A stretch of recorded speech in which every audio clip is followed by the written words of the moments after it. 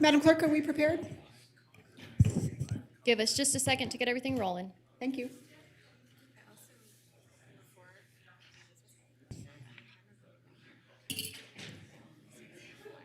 All right, Madam Vice Mayor, we are ready to go. Thank you very much. Good morning, everybody, and welcome to the May 3rd meeting, our budget workshop. At this time, Madam Clerk, we will call the meeting to order and begin with the Pledge of Allegiance. Let's see. I would love, given his most recent honor and award for the most creative water project that I think our community's ever had the experience of being a part of, if we could have Mr. Flansburgh lead us in the pledge. I can try to. Please join me in the pledge. I pledge allegiance to the flag of the United States of America and to the republic for which it stands, one nation, under God, indivisible, with liberty and justice for all. Thank you very much. Madam Clerk, please call the roll. Thank you, Madam Vice Mayor. Councilmember Breckus? I'm here today. Dewar? Here. Delgado? Weber? Chardon? Here. Reese, absent at this time. Sheevy, absent at this time. Madam Vice Mayor, you do have a quorum of the Reno City Council. Thank you very much. At this time, we'll move into public comment. Back to you, Madam Clerk. Thank you. It should be noted for those in the audience that comments are to be addressed to the mayor and council as a whole. Comments heard under this item will be limited to 3 minutes per person and may pertain to matters both on and off the council's agenda. Please note that council may not take action upon any matter not agendized. When you are called on for public comment, please state your name for the record and begin speaking. The timer will begin when you have stated your name, and you will be afforded 3 minutes. If you're an attendee in the Zoom meeting and would like to make public comment, please raise your hand at this time.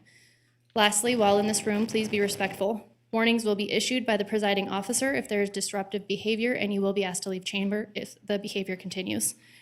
Our first public commenter today is Jerry Mifsud, followed by Connor McKivy, followed by Vicky Musney.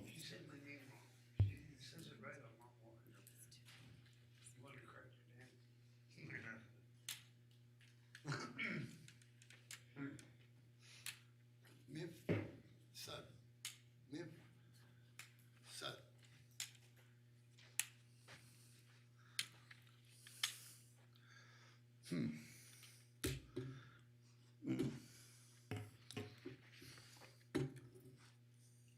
I get the picture on that? She'll put it up for you. Just set it down there and she'll put it up for you. It's there.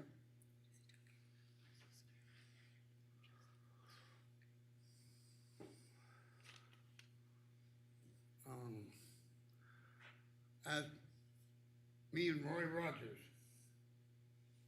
Okay, my name is Jerry Mifsud. I'm not going to publicly give out my address. I'm known also as Jerry the Pizza Man. And to the City Council, Jerry the Provocateur. Good morning, City Council. Carl Hall, nice to see you. Don't push that snooze button on me. Nice to see the public here. Okay. This is an election year. Come July and then November, I believe what I'm witnessing is a democracy turning to an autocracy, to a monarchy. Someone once who'd been on the city council for 10 years wants 4 more years. Not even FDR could get a 3rd or 4th term. And I don't think any of you young people know who FDR is, or JFK, or MLK, or anyway. We can't have that. I think it's time to change out the whole city council. I mean that in a respectful way. It's like, I was a chef. It's like a fish. When a fish starts to rot, it goes bad at the head. You cut the head off. Now, I'm not referencing a guillotine here.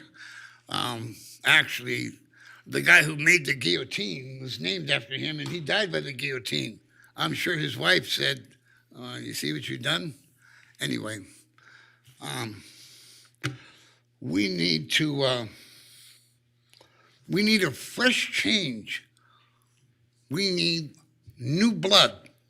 I'm afraid that even with one city council member running against the mayor, I think the apple doesn't fall far from the tree. It's like Mother Teresa and Joan of Arc. Anyway, I see you want your time, 3 minutes. I want to encourage people when they come up here to make sure that they're being listened to. So watch the people watching you. We need change in this town. I believe that all the city council members, anybody running for city council should be drug tested. You have corporations that require that. With a show of hands, how many city council members agree with that? Well, that should tell you something, that they don't want to be drug tested. But then again, I know I put them over a barrel here. I kind of like that. Anyway, I missed the mayor. I was going to give her some flowers. Instead, I want to wish you well. Thank you for your public service. Hey, guys, how are you? And I'm going to run for Ward 3 City Council member after Oscar steps down. Thank you very much. Madam Thank you Clerk. very much. Vote for Eddie Our Lorton. next commenter is Connor McKivy, followed by Vicky Musney.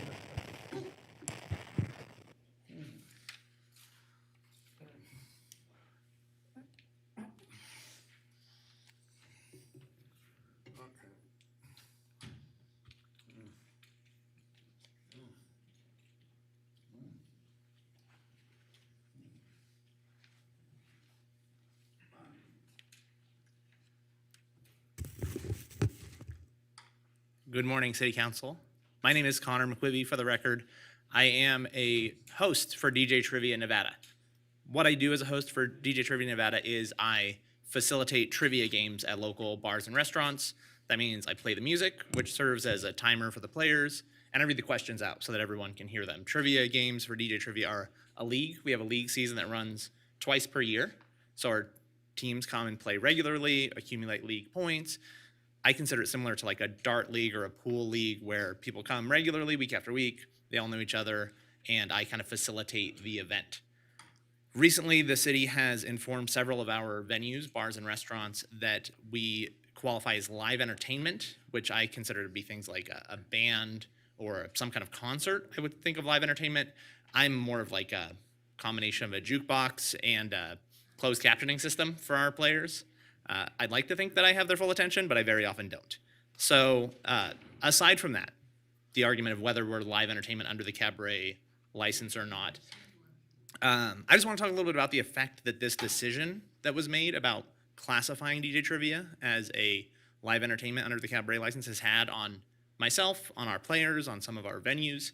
I used to host 3 nights a week, so that's 3, it's not a lot of hours, but it's a little bit of income that helps pay my bills. After this decision, I lost 2 of my venues. 2 of our venues did not have a cabaret license and could not afford to keep DJ Trivia. So both of those venues no longer had me as a host. For many of those venues, it's one of their more popular nights of the week. Our bartenders at those venues, that's where they make a lot of their money. So one of my venues, the Thursday night game that I hosted, our bartender was the only bartender at that venue, and it was her big night of tips. So this decision has basically eliminated her most valuable night of work.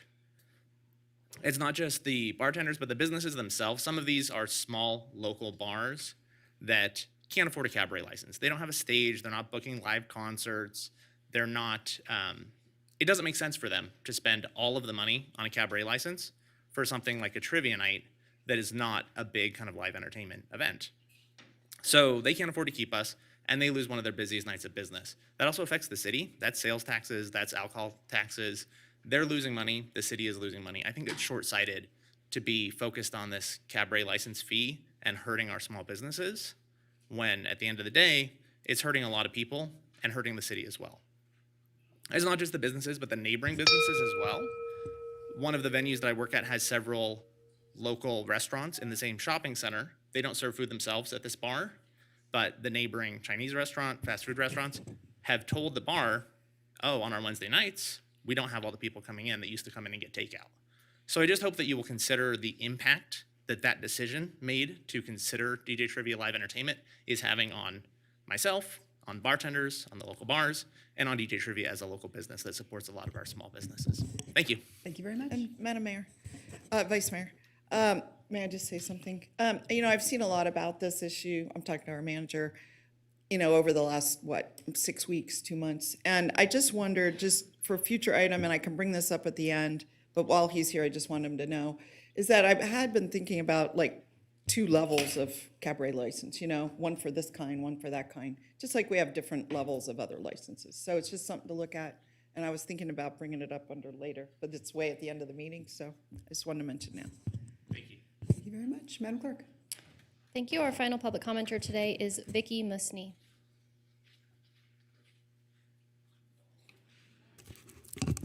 Thank you, City Council. My name is Vicky Musney. I'm the owner of DJ Trivia in Nevada.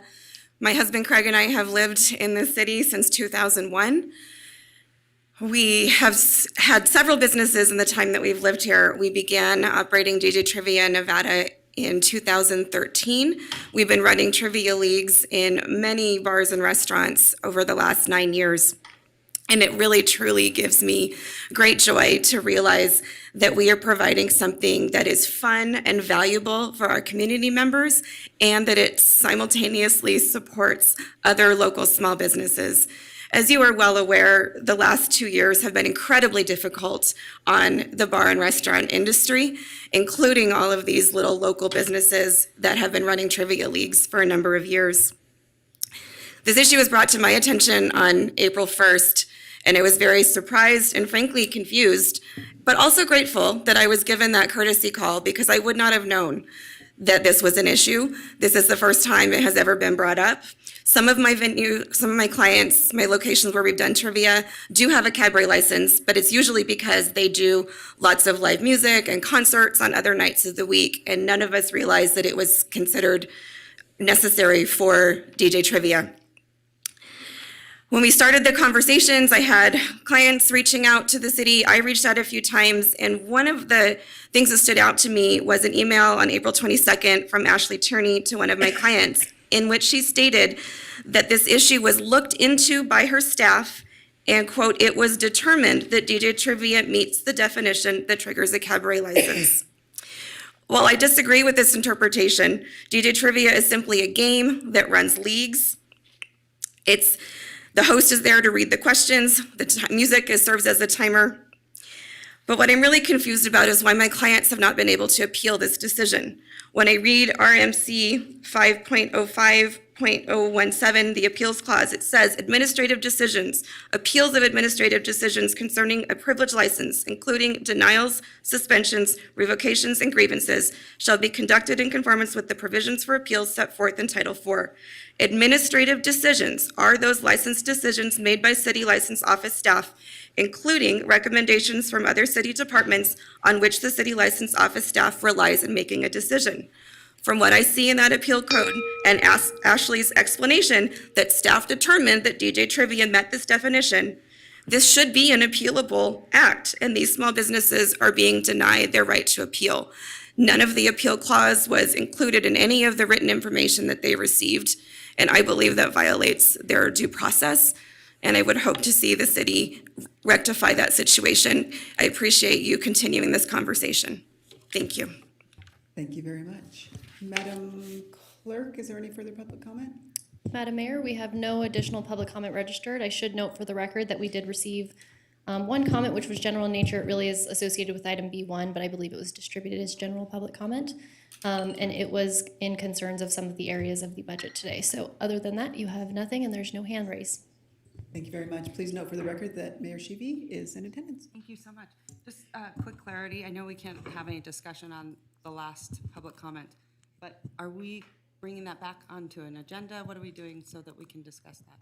I guess my frustration has always been like, we have this code book at the city, and if it's not in the code book, then it's like, oh, it can't be done. And so I think I saw something similar with Picnic, and I just think that we evolve as businesses and need to continue to sort of look at them as our partners. So I want to make sure that we're doing everything we can to keep our small businesses thriving.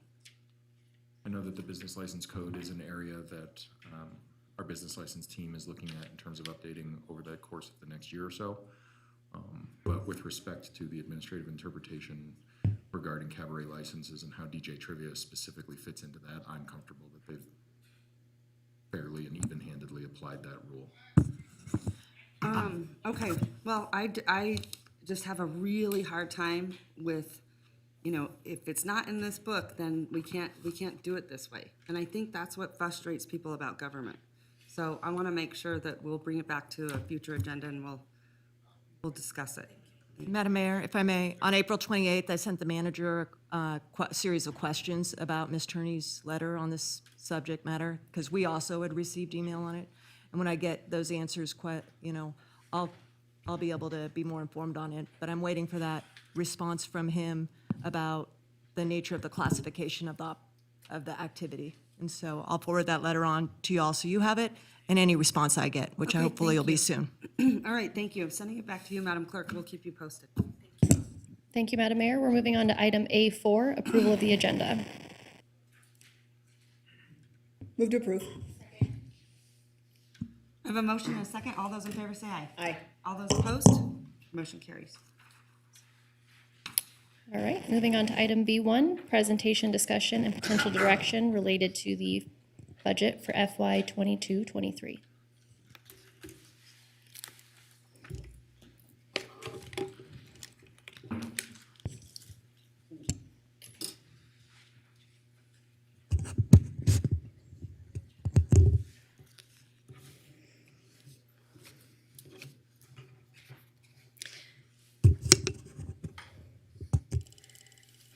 Good morning, Madam Mayor.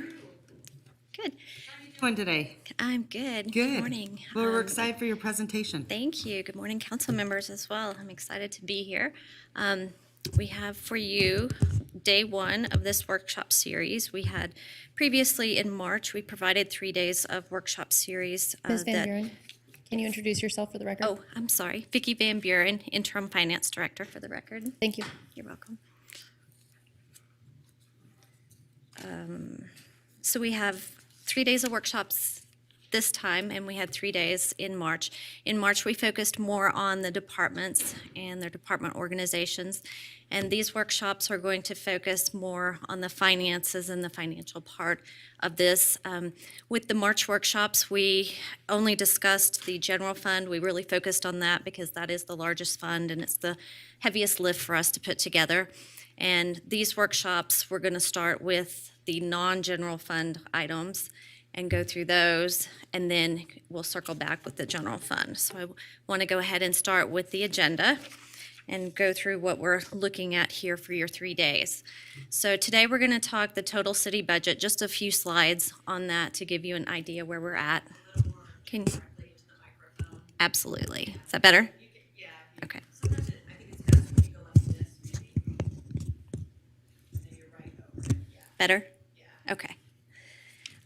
So the total city budget, we're going to talk just a little bit about that as we roll into this. So we have just a general overview of what the budget looks like and how that's going to be rolled out. We'll talk about the budget that's being proposed. We are proposing a balanced budget this year. It's the first time in a very long time we do have a balanced budget. So the proposals that we are bringing forth to council all fit within what we propose as the revenues to be for this. Today we will, like I said, go into the non-general funds. The general fund is a major fund, and it accounts for the resources that traditionally aren't associated with a fund where you're required by law or regulation to have those items. So the non-general funds are going to be required by law or regulation that we account for them in that way. Tomorrow on Wednesday, we will have the fee schedule, and we'll start with a presentation from MGT.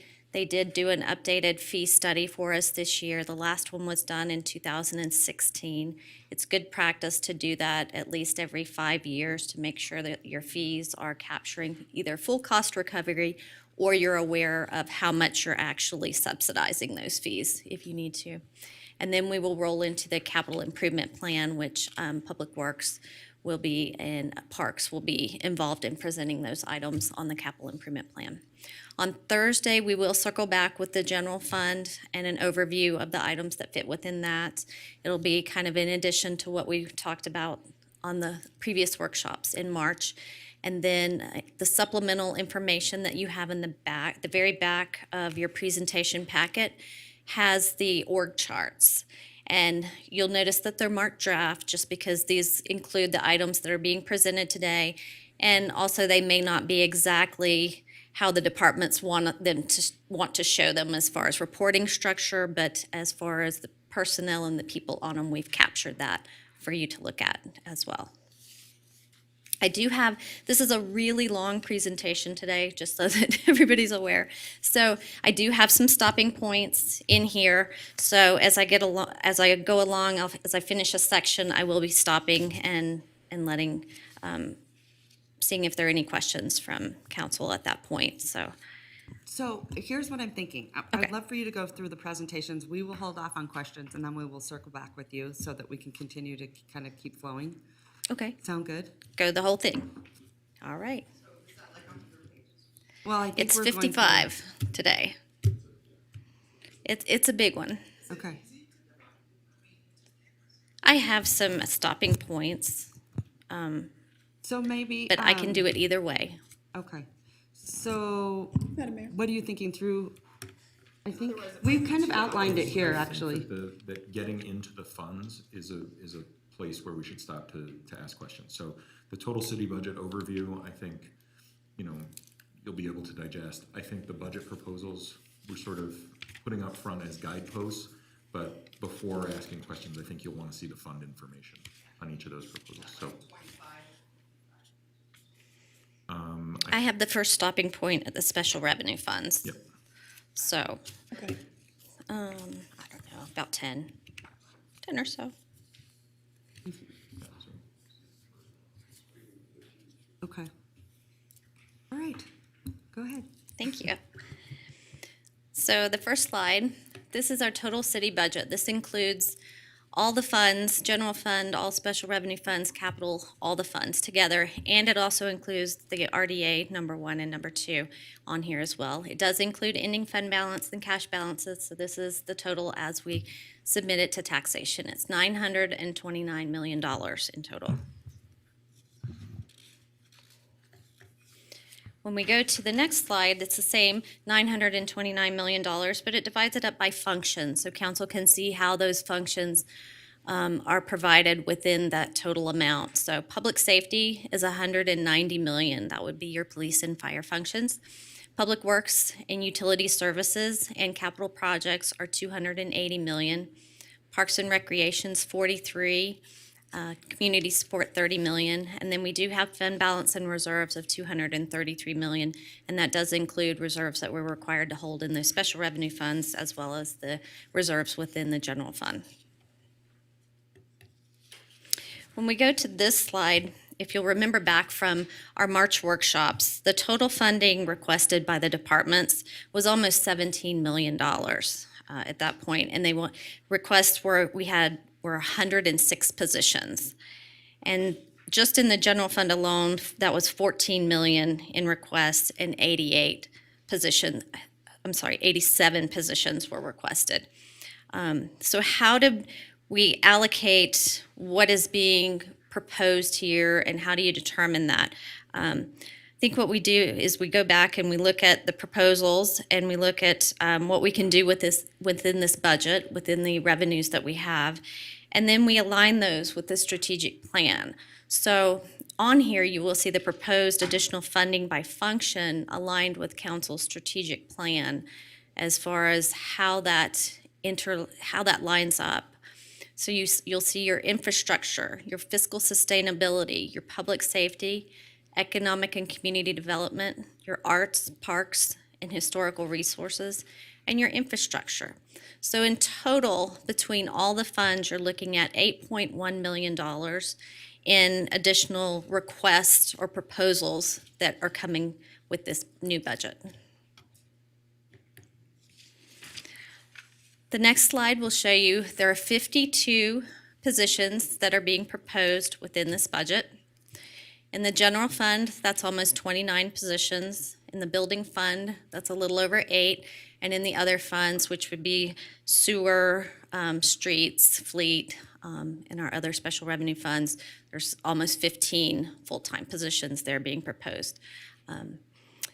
And with those, you'll see the amounts next to them. So in the general fund, that's a total of 3.7 million, building fund around $1 million, and the other funds of 1.7 million.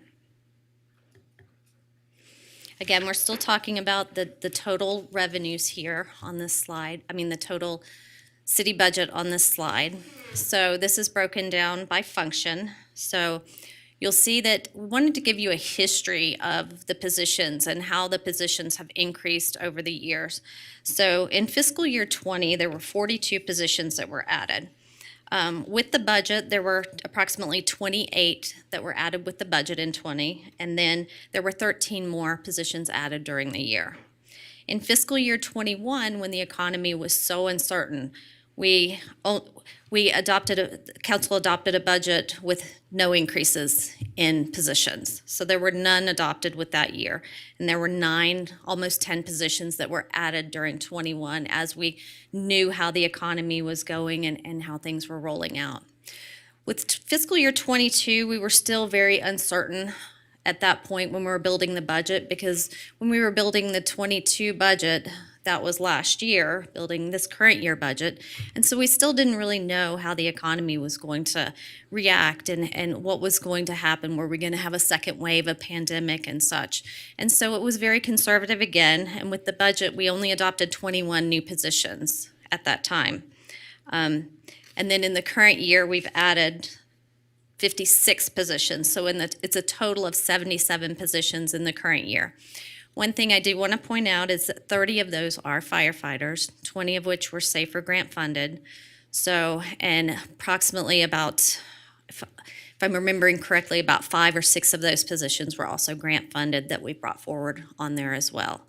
So that's the breakdown of that 77 during the year. And with this next budget, we're anticipating 52 with the proposed budget. This next slide gives you an idea of where those positions are located. And again, we want to focus on the council's priorities, the council's initiatives that you've given us as far as guidelines for the budget and how we should be positioning the budget to make it sustainable and make it fiscally responsible so that we can meet the goals of this council. And so you'll see that we have the positions they're very spread out between these priorities, and we're trying to really make sure that we're meeting the goals as we can with the funds that we have forward. And clearly we don't have all the funds that all the departments feel that they need at this point to do everything exactly as they would like to. But we do have enough funds that we can feel that we can make a big dent in it. We can really move forward to making sure that these priorities get highlighted. This next slide shows you the additional items that are being proposed that are not related to people. So these are the only items that are included that are not related to actual people. These are either one-time items or items that have an ongoing annual cost. We have shared vehicle, on-call funding, and a plow truck. These are all within public works, and so they're related to your infrastructure. We have Art Belongs Here program and event funding. That's part of your arts and historical resources.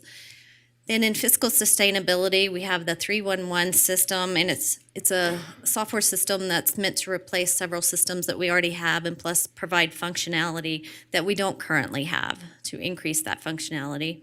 We have employee development and wellness as the Human Resource Department really rolls out their programs. And then we have peer support for fire and additional training as well for public safety. So this is just an overall summary of everything, all the proposed funding additions we have the general fund at the top, street fund, so your funds are across the top, and then the departments are down the left side. And these are going to show you how much cost per department we're looking at for the total. So the total in all, again, is the $8.1 million that's being proposed. The next slide, this slide with the blue lines on it, has the positions. So these are your full-time equivalent positions on here. And it shows you where those are located, within which departments, and how they're being funded, whether they're being funded from streets or building permit or room tax or the home fund or fleet or sewer. Those are all up there along the top. So this was my first stopping point. If council has questions.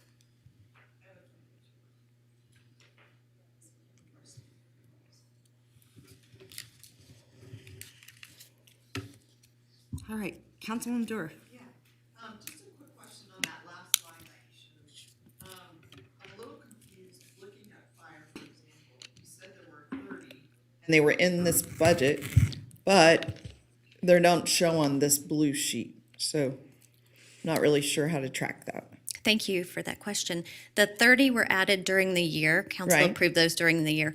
These on this sheet are ones that are being proposed to start as of July 1 for next year's So budget. the previous sheet, that it wouldn't show there either, but you had a sheet that showed the 77, not the 52 or something. So Correct. that's where That- I'm getting a little confused. Those were the ones you were talking about, this one. So fiscal year 22, we started with 21 that were approved with the budget in fiscal year 22. And then we've added positions during the year. So we've added 50, let me get back to my notes. Well, the here. 77. Correct. We've added 56 positions during the year. Of those 56, the 30 of them were the firefighters. Okay, but then this next year, how do we pay for those? Those get just rolled into an existing staffing component? Correct. Since Okay. those were already built, since those were already approved during the year, those are already built into next year's budget as Okay. part of the And then I baseline guess a budget. question for our manager, is it like each year we start paying a third and the second year we pay 2/3 and the last year we pay, or something like that? The first year we pay nothing, the next year we pay a third, or is it something like that? So as they came on last year, we did not, we are paying for 10 of them, but not the 20 who are under the SAFER grant. Gotcha. And the plan that was devised with the SAFER grant is that we would roll half of the expense in this year's budget into the capital fund, and they will be fully funded in the budget after this. So so capital fund is usually like a 400 or a separate account from personnel. Can that money that you're saving in the capital fund then get rolled back into personnel line item? In a future budget, it can. What we're trying to accomplish, right, is using the grant for the duration No, of I its understand. term, make sure that we have the money to absorb those I understand firefighters. totally. I'm just talking about just the process, the technical background. Do you, and maybe this is a question for you, do you then, like at the beginning of that, whatever, third or fourth year, whenever that is, you do a budget transfer or something out of capital into like operating or something? Typically, we do not transfer back from capital I back know to the that, so general that's why I'm fund asking typically. this question. It's not I'm sorry for interrupting you. It's not a transfer back. It's just accounting for the money in the budget so that we can spend the money differently when the time comes. Okay. I'll just go with that. Thank you. All right, Councilwoman Breckus. Last night, in preparation for this, I was going over the tentative that you sent down to the state on April 15th. And to that point, you've got a $32 million cash end balance. That's pretty big. Is that take into account that money that's getting set aside for that other purpose? The 32 million is 14% of the operating expenses. So your operating expenses do not include your capital or your debt service. Okay. It's just your operations. So that's your 14%, and it is 32 million. And that equals 32 million. So that's our Correct. budgeting principle. Yes. Okay. And then I noticed the IT or not IT, dispatch was not included in out years on that budget. What's going on with dispatch? Dispatch is now rolled into police, and it's been that way for, I think, about 3 years now. Okay, so it doesn't show, it showed it Separately, on, correct. it showed it on 2 years back, but it's under the chain of authority of police. Okay. And then in this presentation, you did, you had 2 pending over in judicial. What are those 2 pending? I didn't understand that language. Oh, there are 2 pending. You had an Right here. asterisk on it, yeah. It says includes 2 pending positions. I forgot to mention that. Thank you for that. These are 2 positions that Parks will be coming forward to council in the next month or so.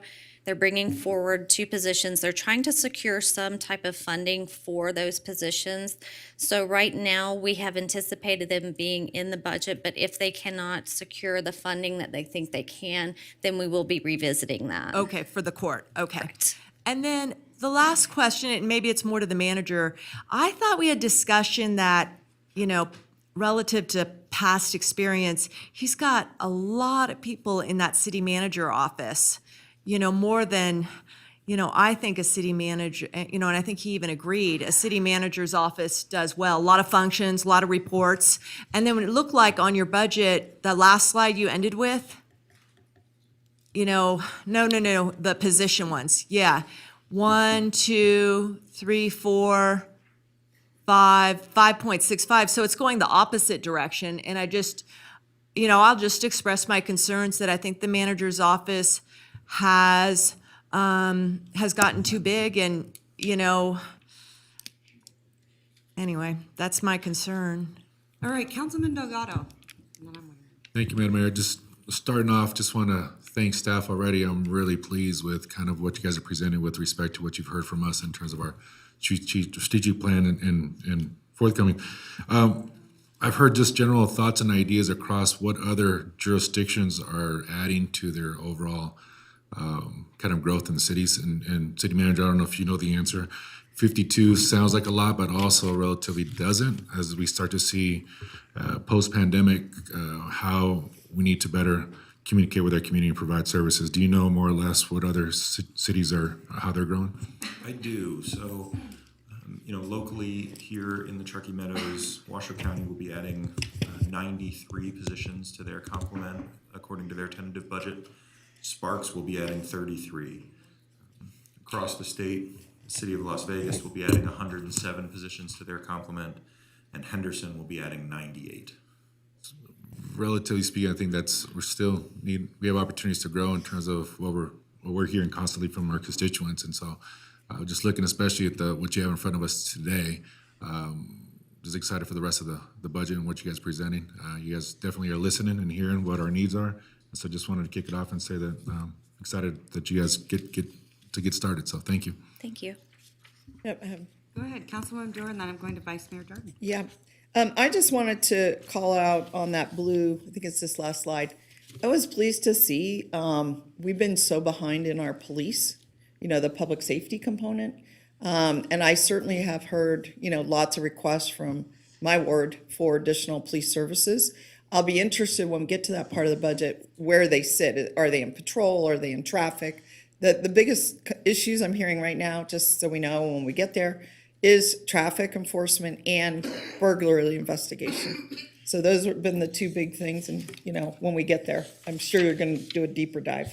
Well, we will do a deeper dive, but we can say what it is right now. So the 14 positions. There you go.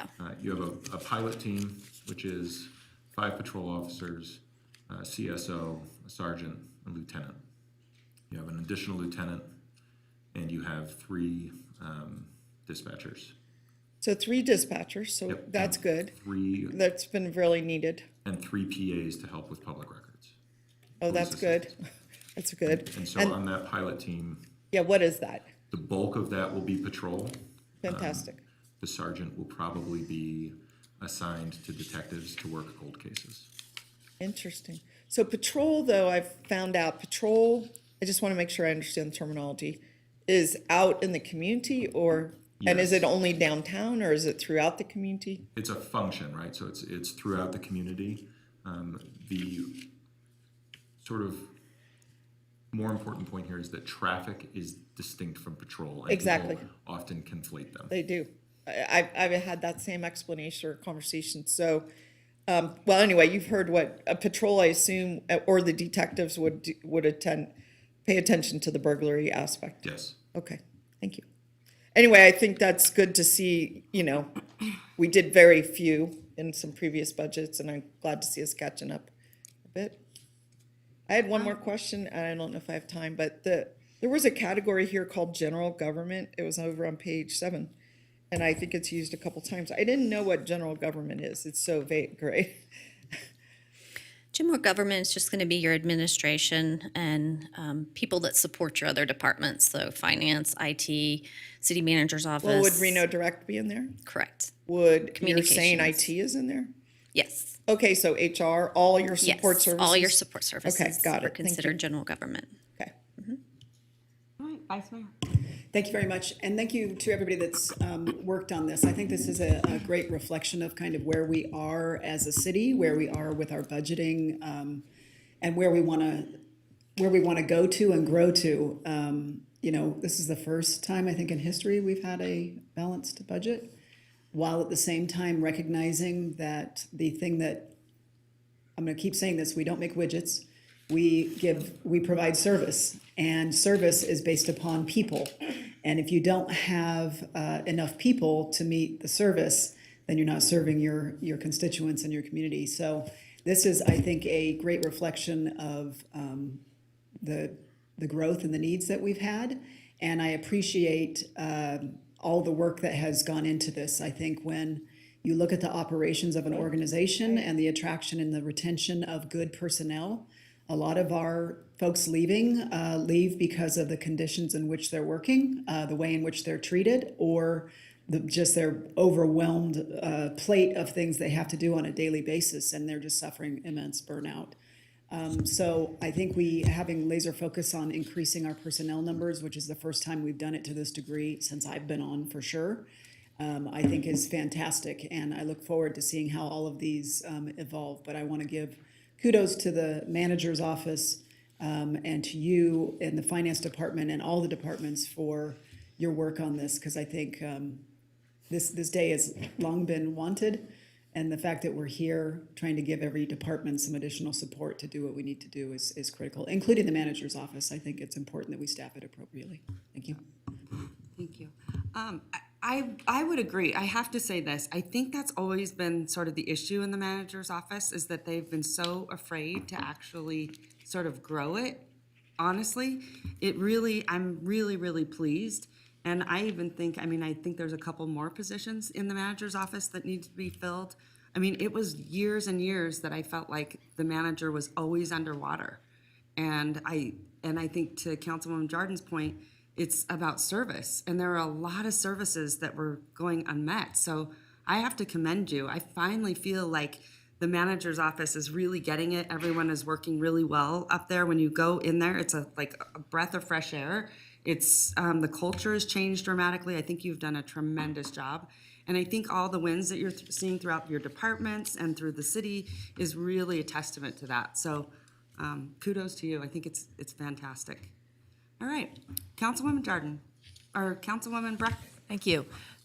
Ms. Van Buren, when we met last week, I asked, how much is the general fund growing by year over year? I don't have that right in front of me today. I do have that on a slide for our third day. Oh, okay. Presentation. Yeah, because I was wondering, I get it's a balanced budget, but for me, the fragility is always in the general fund. So I wanted to understand the delta of year over year.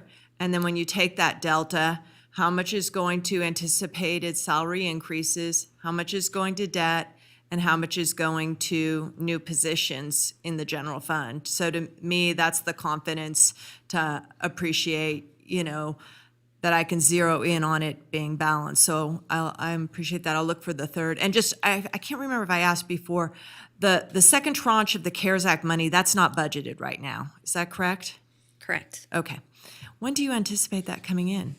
We should have it somewhere around May 10th. We got it around May 10th of last year, and it will get the next Okay, thank you. funds a year later. So it was, okay. Oh, a year later?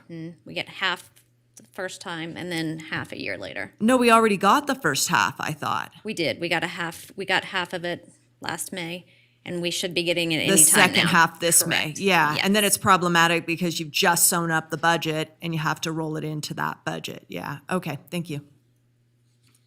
Councilman Dewar. On the manager's office, I think it could be a little bit confusing because we do have sort of line items, business license, code enforcement in there. And I think it gives a different picture. And I think you have told me, maybe it's correct, I don't know, or you might have changed your mind, Mr. Manager, that ultimately those book of business or those activities might go to some other department. Is that right? Or? So most of those activities exist under, a director or an ACM. And so they're there just for bookkeeping purposes at the moment. Right, so it kind of, to the point about the manager needs more help, that is absolutely true.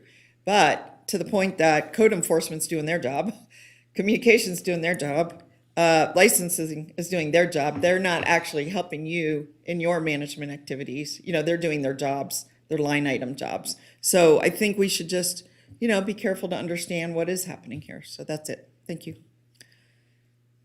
All right. I believe we are on 3 rounds, correct, Madam Clerk? We are, okay. So I'm going to send it back to you. Thank you. This next section is the special revenue funds. Special revenue funds are used to account for special revenues that are restricted by law or policy to expenditures for a specific purpose. We have several different types of funds. We have the HUD and State Housing and the Community Assistance Fund, and that also includes the CDBG funding as well, or in those 2 different funds. These account for grants, mostly grants that are received, and those are used to improve living conditions, better housing, and economic opportunities within the community.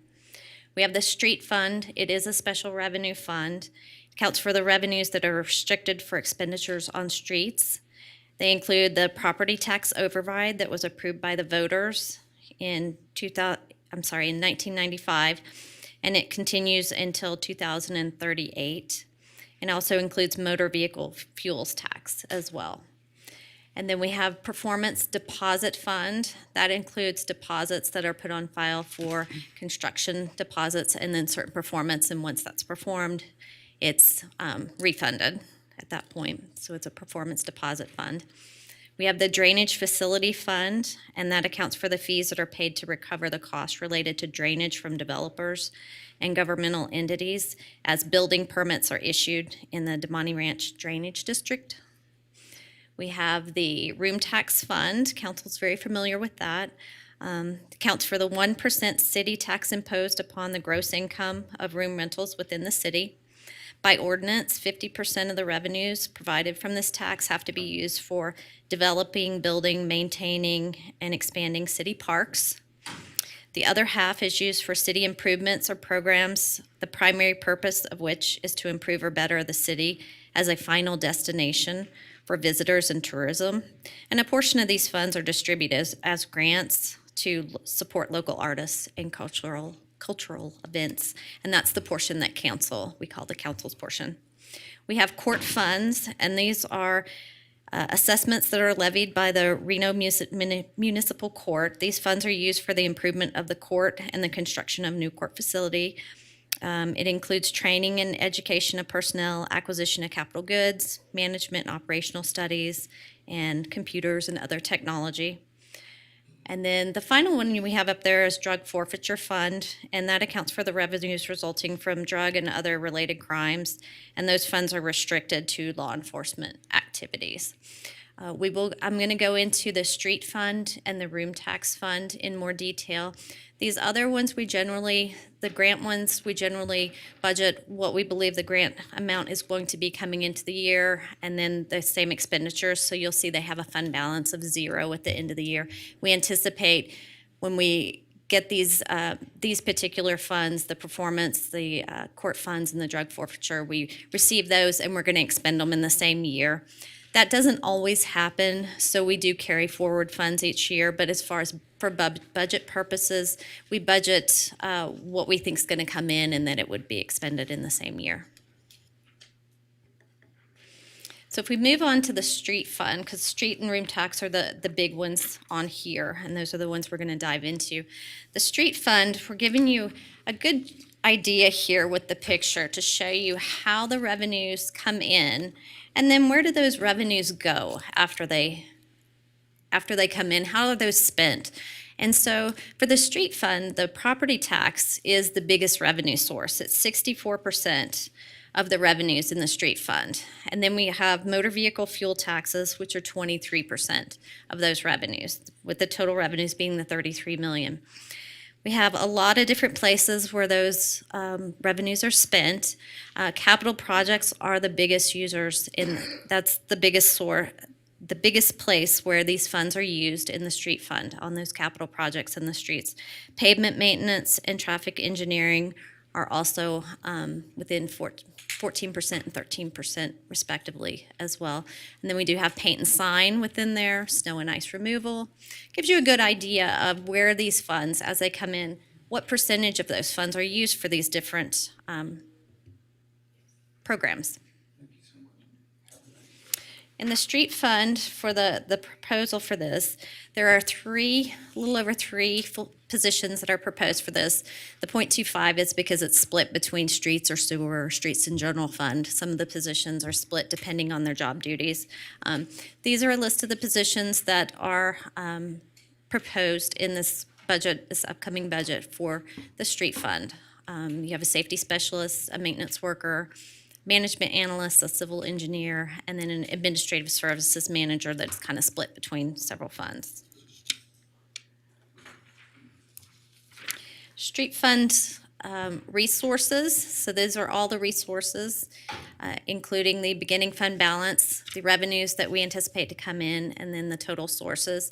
Again, 66% comes from property tax, 11% from the fees, licenses, and permits, and 23% from fuel tax. You have last year's actual, what we're estimating the current year, and then what's being proposed for the next year. These are the actual street fund uses on this slide. So salary and wages are only 16% of the street fund. The bulk of the street fund is your capital projects at 54%. So this is a fund balance, street fund balance history for council. The largest expenditure, like I mentioned, is 54% of the total, and that's for capital outlay. In prior years, we relied on debt to fund our CIP, but in fiscal year 18, we paid off that debt, which allowed us to put more projects in the program on a pay-go basis because that debt was paid off. A more robust discussion on projects in CIP will be presented tomorrow by Public Works, and they'll go into this more detail in the projects themselves. In fiscal year 22 and 23, they reflect a lot of CIP budgeted amounts, but the actual spending on these capital projects will actually be spread over 3 to 5 years. So that's why you kind of see the spike in the ending fund balance in there. The expense amounts have to be reflected in the budget, but actual spending will be stretched out for 3 or 5 years, and that's typical for large projects. Therefore, the drop in the cash will be more gradual than what's shown here on the actual slide because those projects will be spread out. The minimum reserve requirement per fund policy is 60 days of operating expenses, and that's the dashed line that you see on here.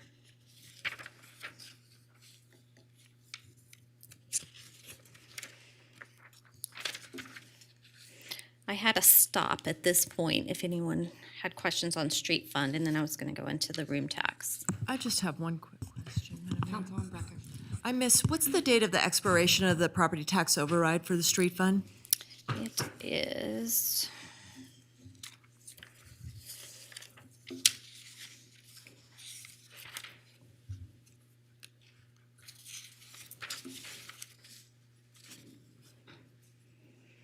$2038. Okay, thank you.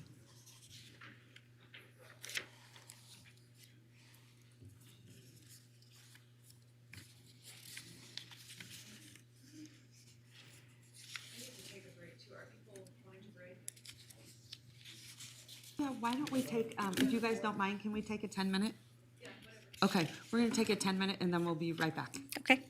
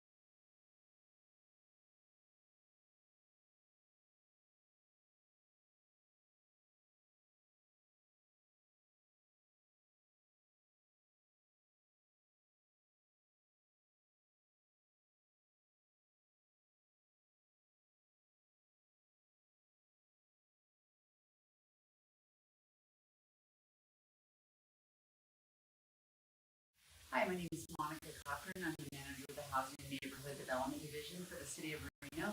Our division really focuses on housing stability, affordable housing, and improving neighborhoods with low to moderate income families. And one of our programs to help people transition to stability is the Reno Works program.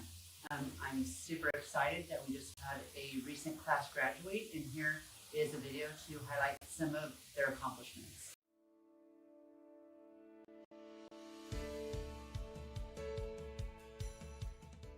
Reno Works is an innovative program partnered with City of Reno and Volunteers of America.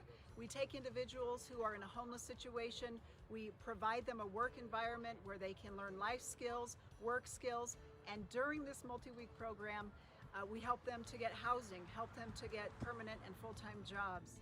Yeah, thank you for your time and the opportunity, and I hope to hear from you guys soon. Yeah, definitely. So I'm going to give you my contact. My name is Scott Benton. I am the Assistant Director of Operations and Compliance for Volunteers of America here in Reno. With the lapse in the program for 2 years because of the pause of the pandemic, it really has reminded me as an individual that the purpose that we serve as a community for those that are experiencing homelessness, that it takes a community to help impact the lives that we serve here at Volunteers of America. And it's important for me to see the confidence that's built throughout this program.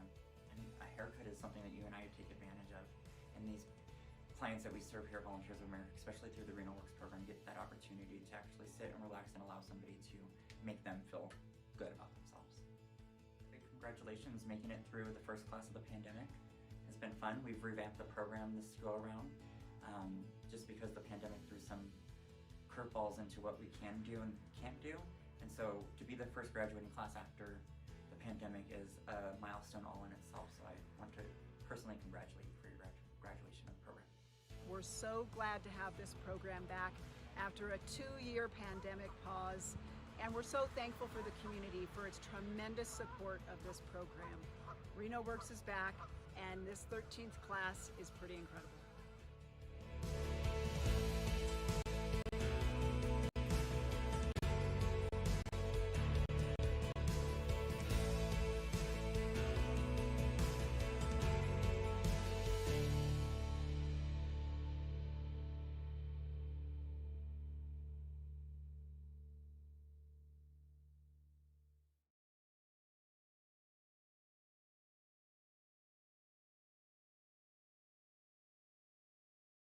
It's time to have a real discussion about distracted driving and speeding. Pedestrian fatalities have more than doubled in the past year in the Truckee Meadows. These fatalities are someone's mother, father, child, sibling, or friends. We can make a difference in saving the lives of our fellow community members. And it starts by putting your phone down while you drive. Distracted driving, it's just not worth it. And while you're driving on our streets, slow down, because we all deserve to go home to our families. Please, drive like you live here. I'm Reno Fire Chief Dave Cochran. Today we're going to tell you about an exciting new program we have called Community Connect.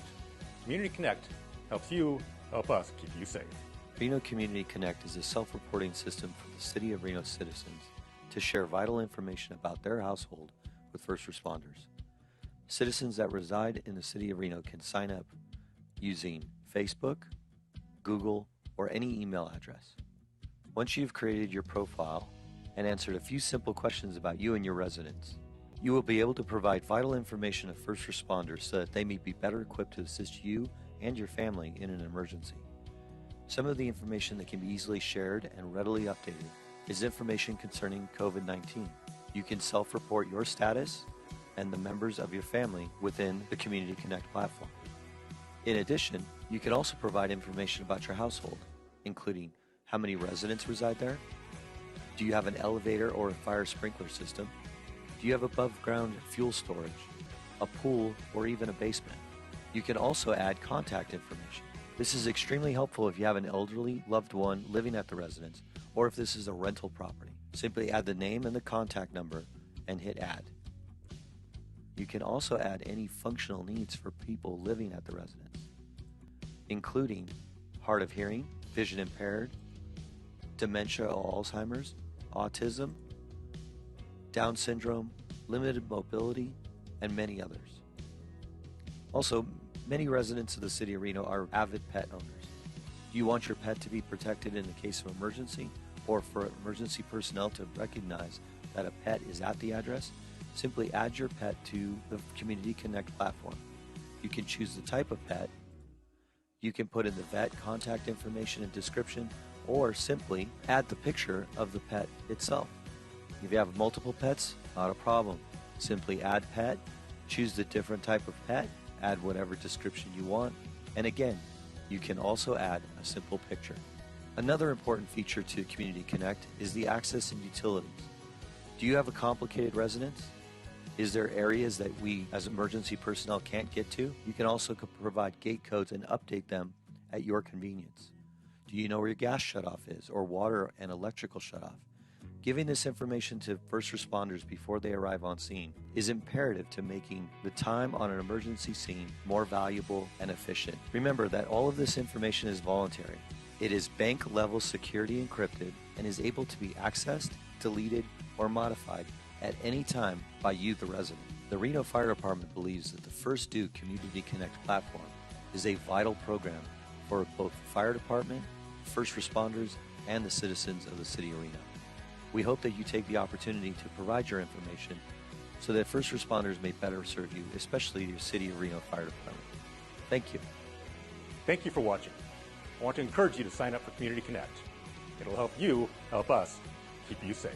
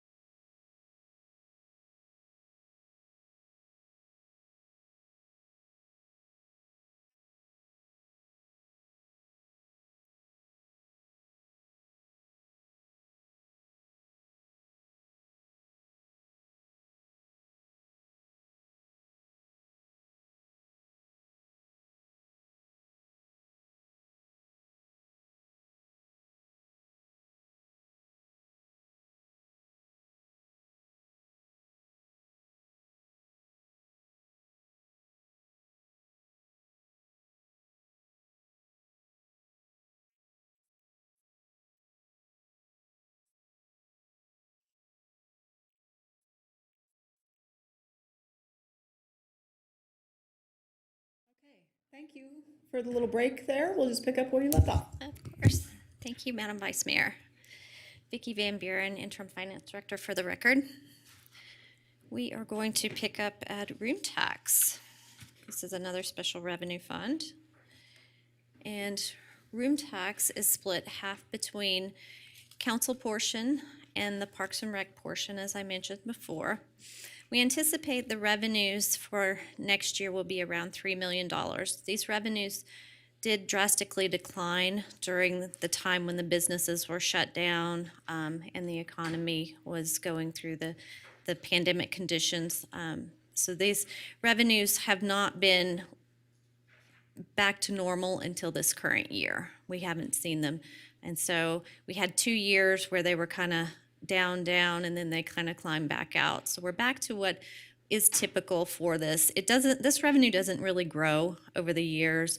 It's a percentage of the rooms, but it's the room rate, but it doesn't really grow over the years. It's been kind of flat for the last 5 years, so it's always around $3 million.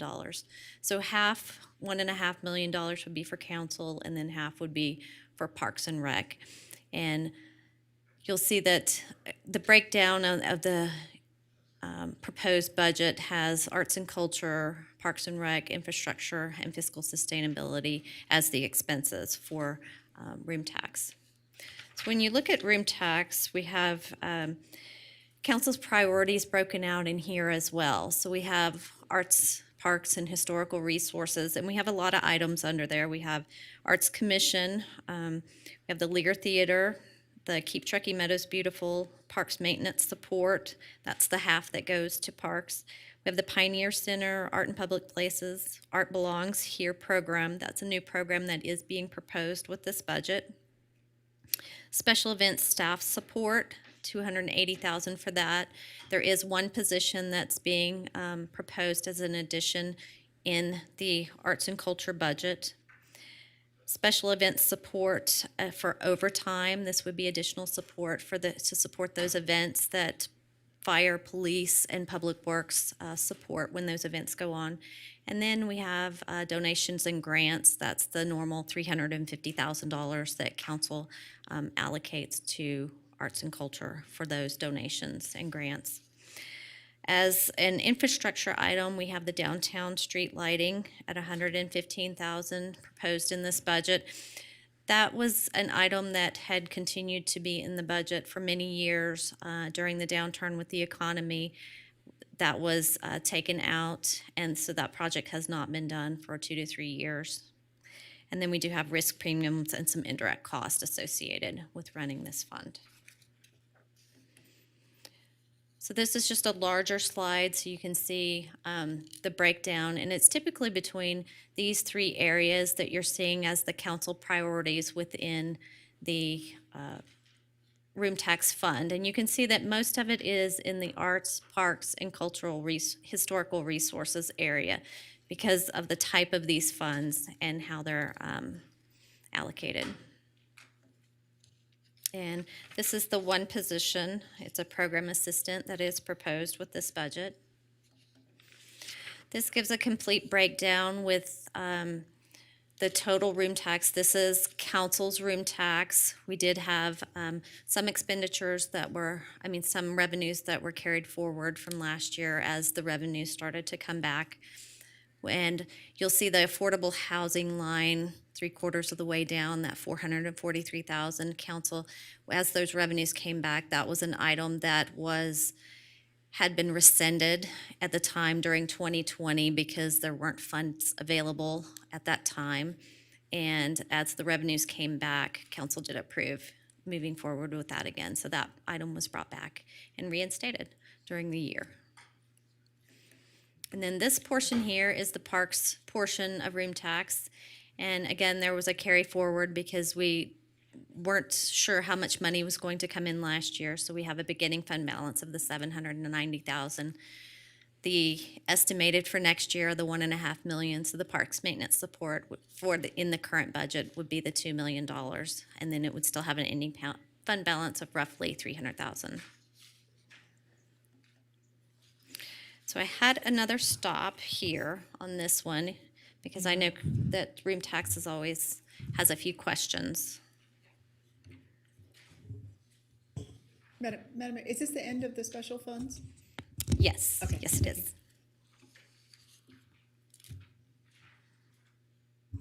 All right, Councilwoman Dewar. On here. Just a couple of things, and I'm not really sure, it's more of a question of, if you're really manager, or you, where do these things belong? So let me give you some theoreticals, or posit some options. So we have the Lear Theater, 125K. Is that renovations, or is that a payment, or is that, what is that?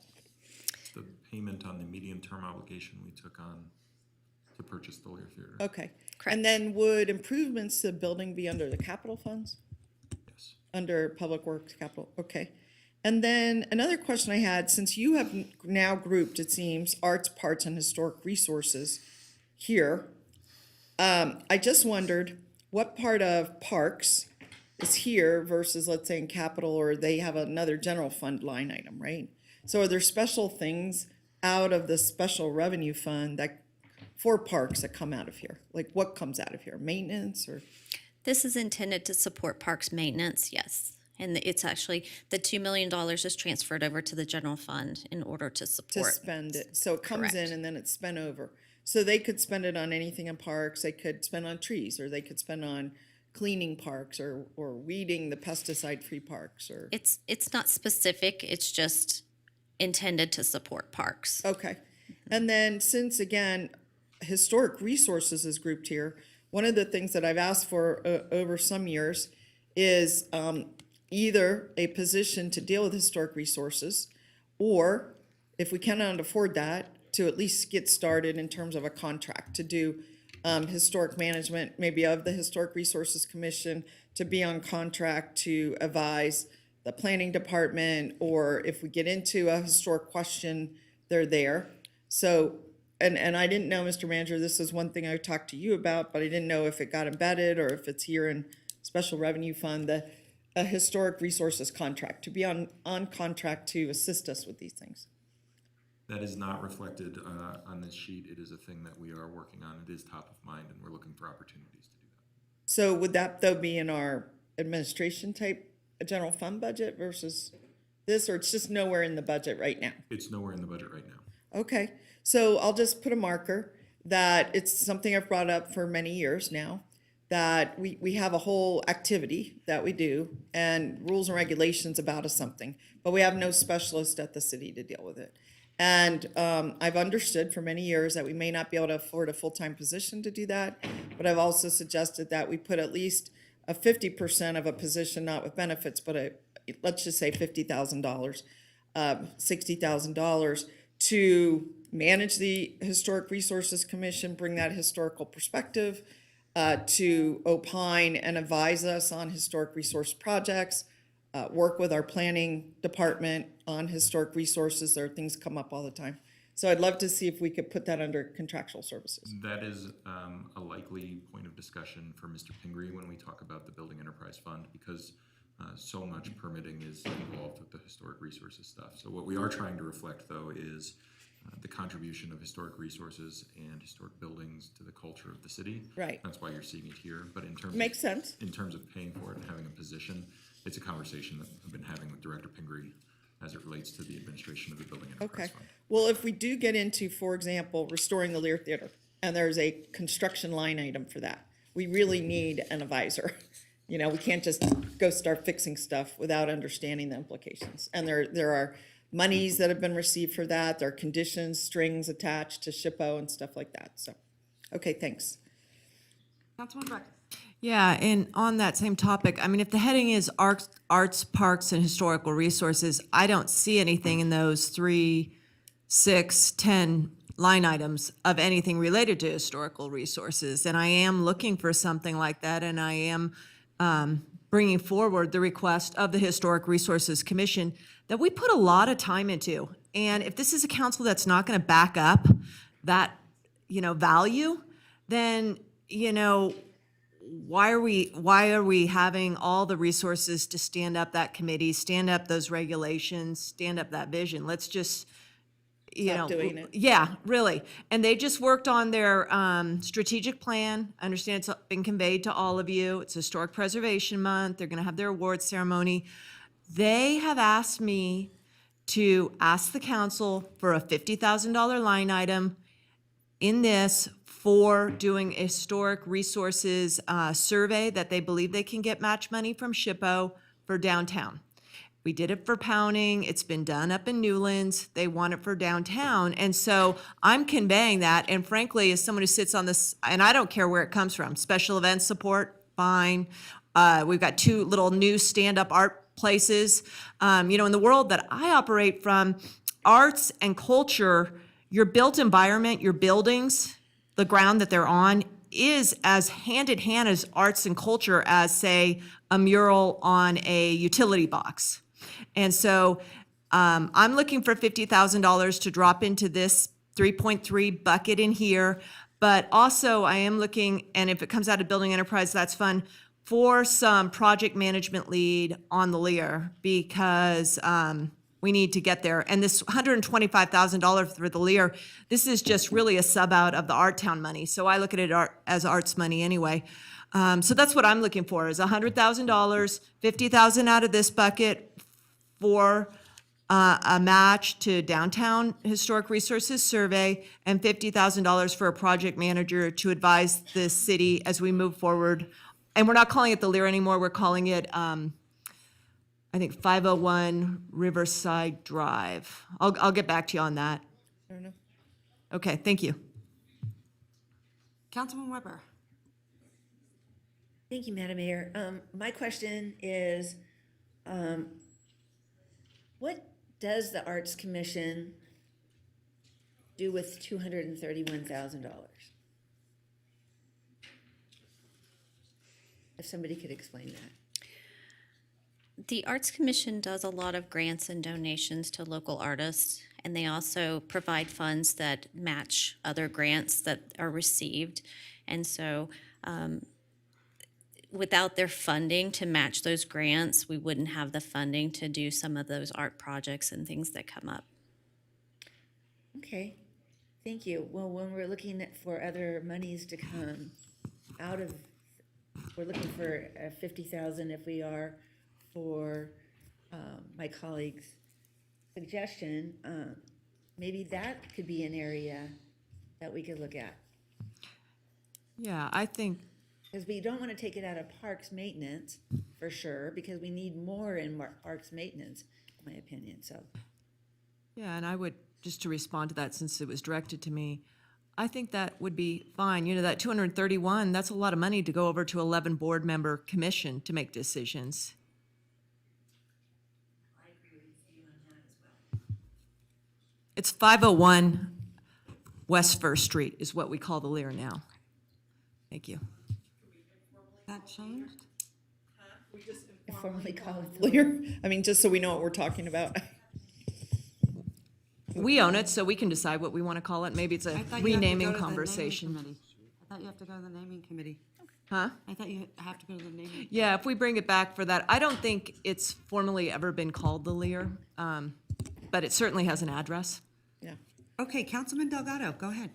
Thank you, Madam Mayor. Just more questions. As I'm learning more about this, the Arts Commission, is there a way, and I've had constituents ask me this too, is there a way for us, because my understanding is the room tax is generated from the entire city, correct? So there's no geography in terms of where it can be spent, unlike the surcharge I believe commission? so, but let me double check. Correct. Any geographical Correct. Yes. boundaries? And then the $2 surcharge, which is another one we have, is just from downtown Just for properties. downtown. Correct. And, you know, I think, like many of us here, wanting to see arts in our wards and other communities outside of, which I believe there's been a lot of focus on our downtown, which is great. But is there a way to get more of a heat map understanding as to where these arts funds have been spent or where they're being spent? Just looking for little opportunities and equity in certain places. Maybe there's a question for the Arts Commission more than you. So maybe City Manager, if you can take a look at that. The other question is I look at the Vice Mayor here. I know many of your times we spent at the special event support, and I see that line item up again, and that's been a conversation that we've had here at the dais for a number of years. I don't know if we're going to continue with that or if there are other thoughts from the committee that you work with, but it's just a question in terms of, again, number of dollars being spent for, of course, great opportunities, but I know there's been further discussions and collaboration on that, so thank you. Vice Mayor. Thank you very much, and thank you, Councilmember Delgado.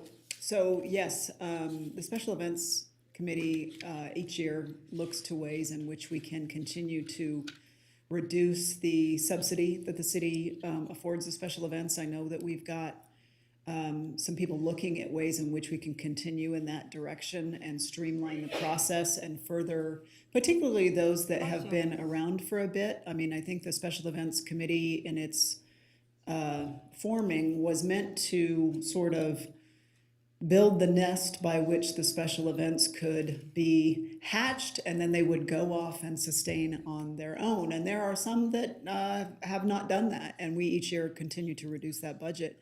I think we need to continue to look at those sorts of things while still being open to the sorts of special events that are wanted and needed by locals as well. I think that needs to be a big part of our focus as well. So to Councilmember Delgado, yes, we always have opportunities to continue to discuss that and ways we can bring people out, do great events, but also our mission of continually moving people off of the city subsidy is important. The Lear Theater, I think it's Lear Theater, it says Lear on the building, so I think it's fine if we refer to it as the Lear Theater. And then, of course, there's always, I know I've done it in the past, I know other council members have, if there are things that are of specific interest, we are going to get council donation funds, and we can always allocate those towards specific one-time projects like the historic resource, potentially. I don't know if we can pull it from some of these other funds, potentially. I think my feelings on the Art Commission and their $231,000, I think they do a ton of legwork that we then aren't subject to. I think the 231 is a drop in the bucket of the benefits we reap from that committee and the things that they do. Every mural, every bit of activity, arts-wise, I think is money well spent. So I'm not inclined to really cut that, except for, I'll go back to my special events hat and say, except for Art Town, it is the only one that gets a direct cash contribution rather than an in-kind. I have said it every year, I will continue to say it, that I think that is one we need to look at closely to continue to support, but also one that I think we need to look at why it's treated differently than other special events. Thank you. Madam Mayor. Go right ahead. Yeah, I just wanted to follow up because I had a similar question about Art Town. So I just want to be clear. We are not doing a Art Town, a separate contribution to Art Town on top of this 125. The 125 was part of an agreement, I think, over 5 years, yes, where we would continue to pay a certain amount. We would get ownership of the Lear, but we would stop paying, or at least for this 5-year period. Could you just explain it? Of course. So traditionally speaking, the council has allocated $125,000 a year to support Art Town. And Art Town was the only special event that got an infusion of cash from the council. The agreement that we signed to purchase the Lear Theater obligates us to pay that $125,000 for the purpose now of acquiring the Lear Theater. There is no additional Art Town support lined out in this budget. It would have to come from some other bucket. The agreement went for a certain amount of time? What's that? I thought the agreement went for a certain amount of time. 5 years is what I remember. Yes, the agreement, it's 5 or 7. I don't recall off the top of my head. I think. But it was time 5 is limited, right. term limited. Okay. It wasn't forever. Yes. Yeah, so. Thank you for reminding me of that, except, and I agree, I do recall now that the 125, but we get more than one request from Art Town. We get the 125 and then they come in for an additional 25 or 50 for an opening ceremony or a closing ceremony. I just want to know that the allocation for the Lear agreement is the only ask for a cash contribution that Art Town will be asking of the city. I guess that's my clarification. Well, if I could, I'm still in my time, but what I recall from past, I'm not on the horticulture anymore, but what I recall is you're very much correct. So we gave them a direct 125, then they could apply along with everyone else for a special event, and they did apply for the city of Reno to sponsor opening night or closing night or some special event. And that's in the discretion of the special events category. It's not a foregone conclusion. So I don't know that we're saying nobody in the city, or we're not limiting anybody in the city from applying. They had to But apply it and was compete. cash. They got cash for that. I don't know, because I'm not on the special events. So As I recall. if I might. Yeah. Nothing with respect to Art Town has changed except for the 125 Right. is no longer a purely discretionary act in this budget. Right. It is an obligation that we took on in terms of the purchase of the leader. So every other facet of Art Town would remain the same. Does that make sense? Okay.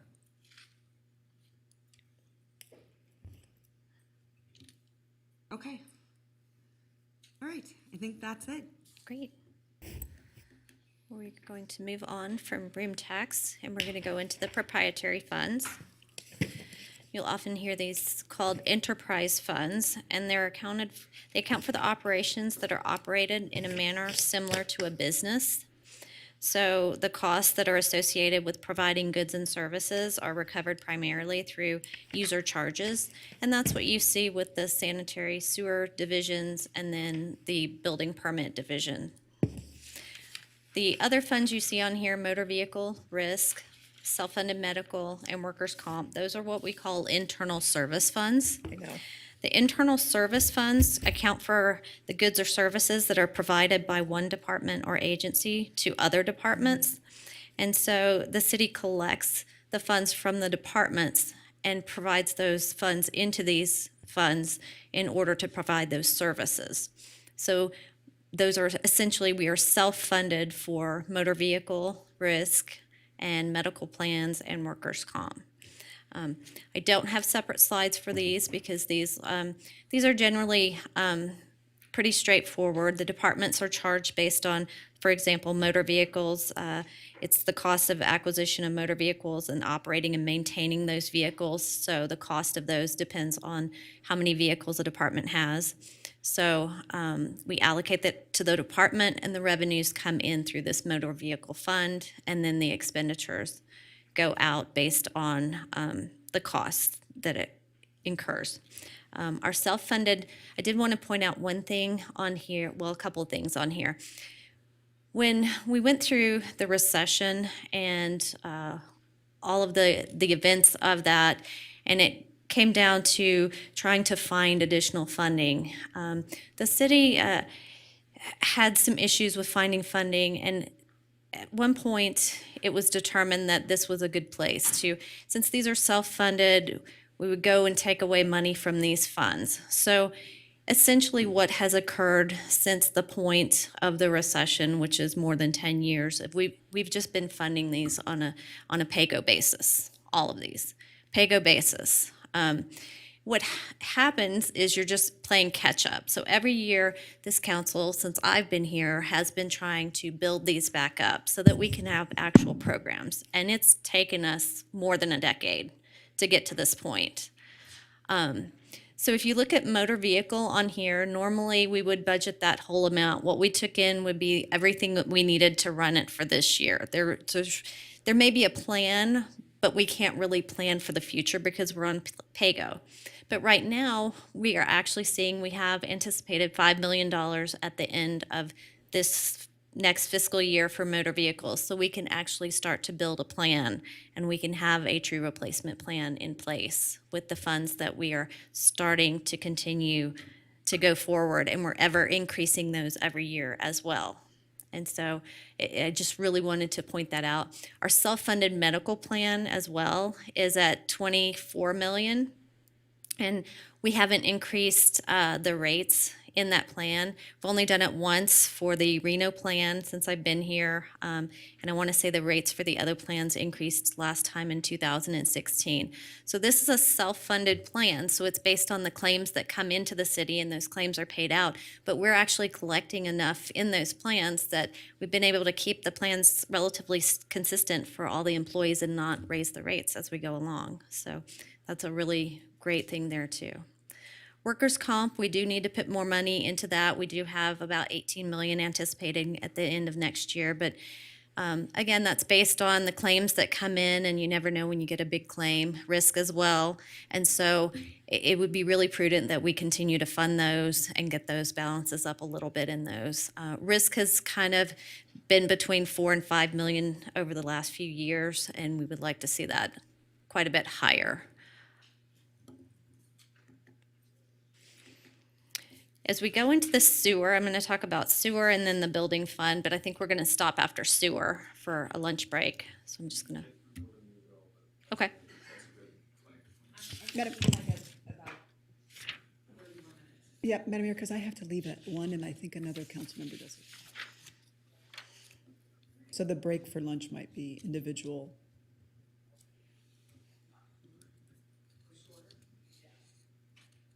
Okay. I'll speed up a little bit. Maybe that'll help. So Sewer Enterprise Fund. Again, this is the chart that we really like right now. It gives you a picture of all the revenues coming in, charge for services, like I mentioned, that's your business aspect of it. We charge for the services that are being provided, and that's what pays for the services. So you have charge for services at 60%, and then you have the sewer connection charges around 9%. We are anticipating at some point we will need some proceeds from issuance of debt. That would be part of the state revolving loan fund. We do have one of those currently that was approved by council a couple of years ago. That was the $55 million in the sewer fund. And we're looking at probably around 34 million for this one. And that would be for the American Flats project. That's anticipated be paid part by cash and part by the issuance of that bond. On the right-hand side, you see where all of those funds go. So sewer reuse is 26% of the costs associated, sewer lines, 22%, environmental engineering, 14%. And you can see there are a lot of different places where the sewer money goes to fund.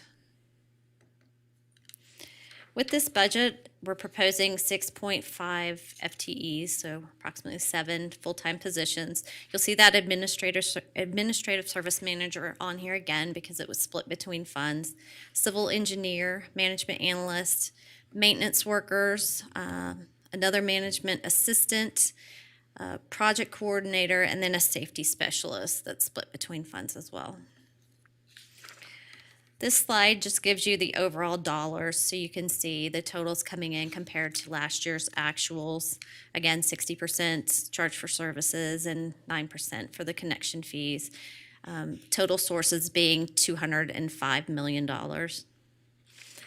Then the uses side of it, you'll see that only 9% is salary, wages, and employee benefits. And that's because most of the money in the sewer fund is spent on capital projects. So you'll see the capital outlay line is 66%. And you'll get a lot more information on what all those capital projects are tomorrow.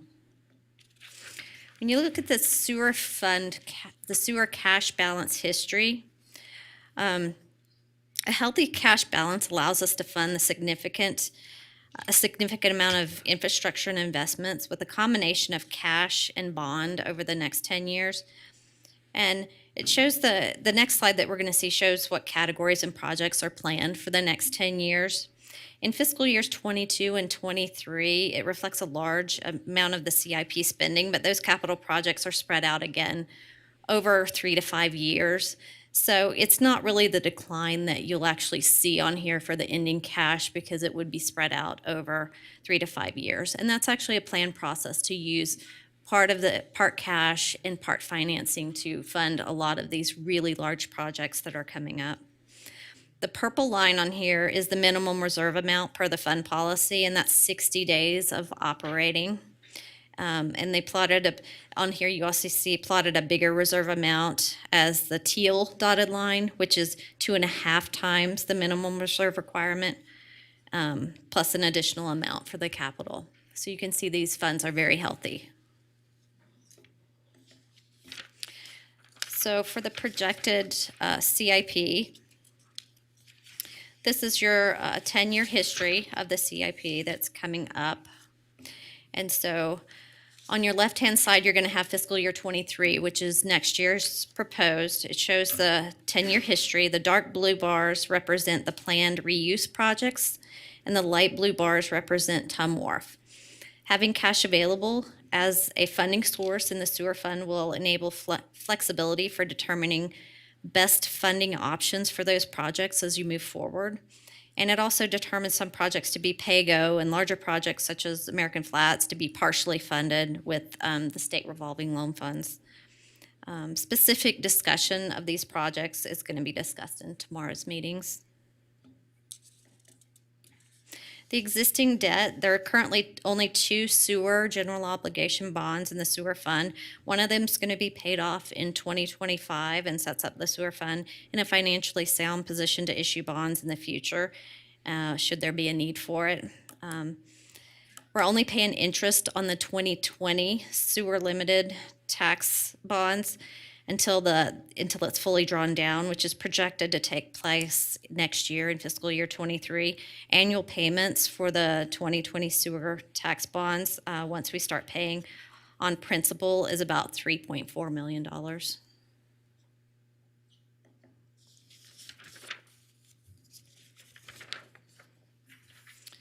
So this slide just gives you an idea of how the debt looks over the years. So you'll see the 2016 bonds being paid off, as mentioned before. And so you'll see this, the sewer bonds up at a high at the 2020, when all of that money was drawn out for the bonds, which won't occur until 2023. We'll have payments, and then those payments will decline once that next bond is paid off.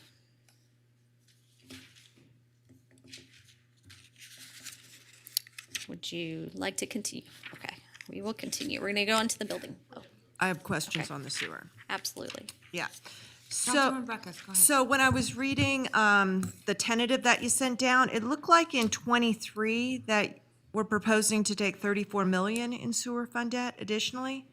That's above and beyond the $60 million that we're in the middle of the ordinance for. That is the anticipated at this time. It may be less than that, depending on the cash available and the other projects. Okay, so you got that 23 million, you're in bond right now on 50. 60. Or 60 would be the general, yes. 60, yeah. We're in bond, actually, we're in bond on general fund. So on your first slide here, that 120.7 million in total revenue, does that include what's paid for by Stumworth users? That is essentially a pass-through over to the county? I think that would be a question probably for Mr. Flansburgh, so I'm going to defer to him on that one. And since we have Mr. Flansburgh up, I'm wondering if this budget includes any likely fines. Do we have any fines coming down from us, from any regulatory agencies? Thank you, Vicki. For the record, John Flansburgh, Director of Public Works. So in the charges for services, when we have money coming in or money going out through the pass-through, that's all captured in revenue. So if you think about that, revenue coming in, positive revenue, money that we pass through to Stumworth is negative revenue. And so it all, that is the net, that 60 point, or the charges for services, the amount, that 60.7% of the overall revenue coming in, but around it's 70 some million. So that does not calculate on the expenditures either. You know, it's not on the expenditures. It's But strictly is the net revenues. So it's over there. It's not shown. Okay, great. And then regulatory fines, are those budgeted for or anticipated? We don't have any regulatory fines that we budget for. We are currently working with NDP on some high numbers we had on nitrogen that we've alerted council to earlier this year in a council briefing. We met with them last week. They're satisfied that we were responsible and how we responded, what we've learned, and how we're moving forward. So thank you for the question. Will we get a fine on that? I have no idea of knowing whether we would get a fine, but we are in compliance. They understand what we saw, what we reacted to, and that we will be in compliance through the summer months as is one condition. Where we could possibly violate is total nitrogen by the end of the year, but that wouldn't be known until the end of the year. Okay, but we're going to get that Tumworth master plan presentation real soon on our council budget. Yeah, I think. Council, okay. As we move forward, we'll be looking for that. Thank you. Great. My other question, if I still have time, is on your slide 35. I was really not understanding why, I mean, it looks like the collection system is kind of not going to be a thing, 25, 26, 27. And, you know, I'm hearing time and time again, can't do infill development because your collection system's problematic where we want to build infill development. So that makes me wonder if it's really synced up with our master plan policies. So that's question number one, 25, 26, 27 for collection system. And then why is Risworth jumping up again in 29? Thank you for the questions. Again, John Flansford, Director of Public Works. You know, what's really interesting here, and I'll discuss this a little more in the capital improvement program tomorrow, but if you look at the bottom three colors, so the navy or the royal blue, we'll call it, the red and the green, those three altogether are part of the collection system. And so in 23, we're going to spend over $40 million in the collection system. You go to the next year in 24, we're looking at spending 25, 26, $27 million in collection system. That's going to be pretty consistent. We barely fall below $20 million in FY28 in our planned projects. So I just want to, when you say that it's not in there, I just want to be clear that not only is it in there, it's a very high component of what we're doing. And we'll talk about some of those projects we're doing. I think you'll be very pleased with our projects. Yeah, I'll wait for the next round of questions on the sewer fund because I have some follow-ups.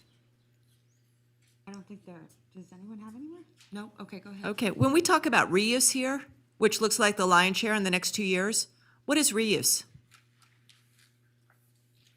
Is that solely limited to reuse for the for Risworth? Thank you for the question. Again, John Flansford, Director of Public Works. The reuse in the next 2 years would be the overall American Flat project. Okay. And so that's what we're looking at there. And then outer years would be possibly Red Rock Reservoir or other projects Okay. In the reuse. So that's Risworth, a growth area where we've only been bringing in, how much a year on connection fees come in? What percent? 9% is only connection fees. So that's a lot of growth getting allocated out there. My last question is on the final slide of the debt payoff, 'cause it's a lot, is that have in its formula this sale of reuse water, the 88 million that we saw a couple weeks ago, as a revenue source? This is strictly debt payments. So Yeah. any debt obligations that we have, and when you look on the left side, that's millions of dollars.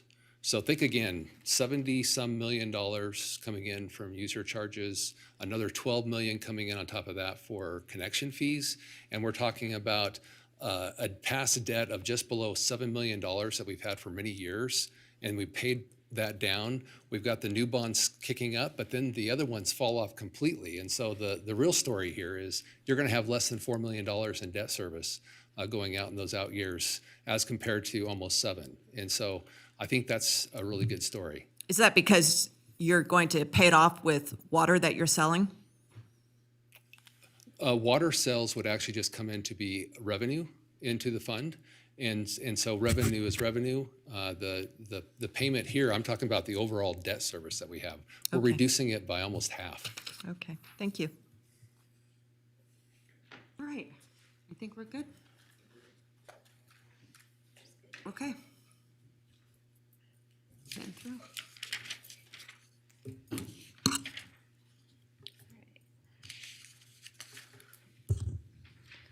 Again, Vicki Van Buren for the record, Interim Finance Director. We're going to move into the building fund summary. And again, the building fund is an enterprise fund.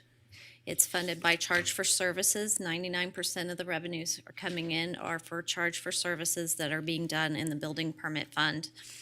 And then the expenditures by division going out, 52%, about half, are for building permits and enforcement.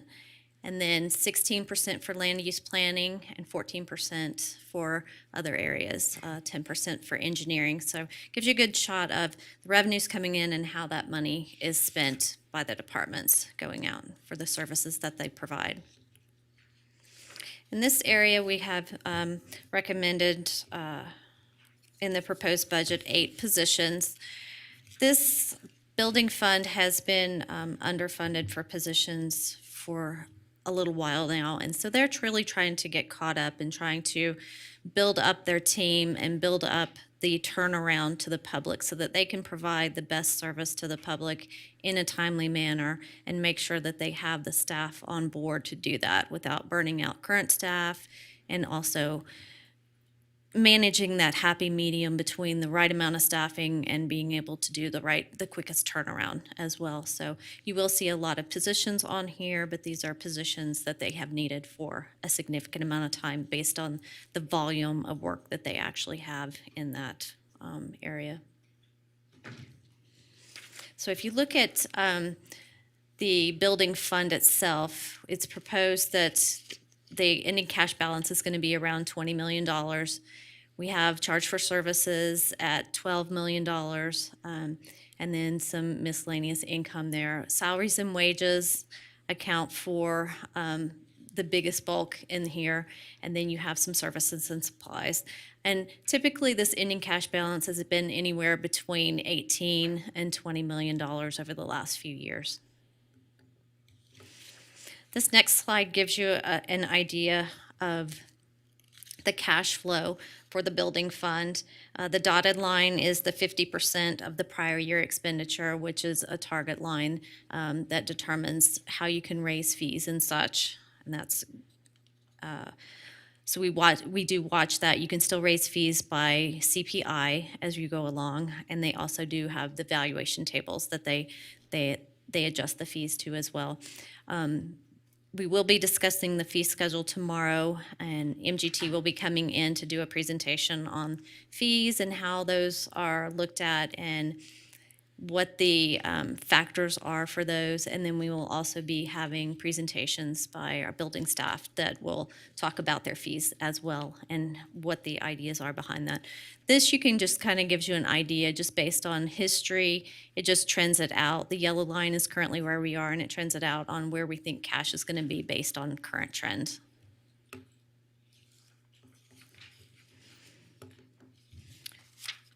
So that was another stopping spot if there are questions on the building fund. I have two questions on this. So just to be clear, before I ask my questions. So this budget on page 41 shows that they would have an ending cash balance of $20 million, right? Yes. Okay. So I think there are some services that are desperately needed to support our building and development services department. I'll start with code enforcement. And I want to make sure I understand, because there's two components, right? Isn't there a general fund component as well as this? That is enterprise? correct, yes. So how do we understand, like, this says 3.9% for code enforcement, but is there, of 12.8 million, but is there another component for code enforcement? There are two different components, and I would have to defer that to the department Well, I'm to going answer to ask, that. maybe not for today, but a future, maybe tomorrow or the next day, where we could start putting these packages together. So they might have multiple funding sources, but it would be helpful to know what the total is that we're, let's say, putting to code enforcement. Because right now, I would say the code enforcement needs more help. And, you know, if you're going to spend X on planning and building, you got to make sure on the back end it's working. And that could be inspections of stormwater ponds. That could be inspections of electrical and plumbing. That could be, you know, inspections of trees. And that brings me to my next one. I have been led to believe that we were going to put a position here to go contemporaneous, I guess, with our tree ordinance, and that's been brought up over and over and over again. But I don't see a position. And I know that even under today's tree ordinance, that there isn't enough staff to just do today's world, never mind a future world. So that would be something that I would suggest we look at from this Building Enterprise Fund. And it has been discussed since last summer, that there would be a proposal to have a, whether you call it a tree inspector or somebody to support the tree team, whether managing our current trees and ensuring that people aren't cutting those down, the ones that belong to the city, or making sure that people, when they're required to install landscape, are actually installing what they're required to install. So that would be something I'd recommend that we look for out of here. And then the last thing would be the thing I brought up earlier, which is the historic resources. Literally, I don't know how we can have a whole set of regulations a whole Historic Resources Commission, an entire focus, several historic buildings that belong to the city, now the Lear, but before the train station, the school, the McKinley, at least a number of buildings, and not have somebody that does this job. And so what I've been recommending for a number of years is that we start with contractual services, and maybe $50,000, $60,000 to get a person to manage that commission, to provide the input and assistance that we need throughout the city. Whether it's housed in planning, I don't know. Maybe it needs to be housed over with the arts, culture, and historic resources section you've set up. But the team, the development services team, and other teams in the city need this expertise somewhere. And they shouldn't all be contracting for it separately, in my mind. It should be sort of a consistent provision of services.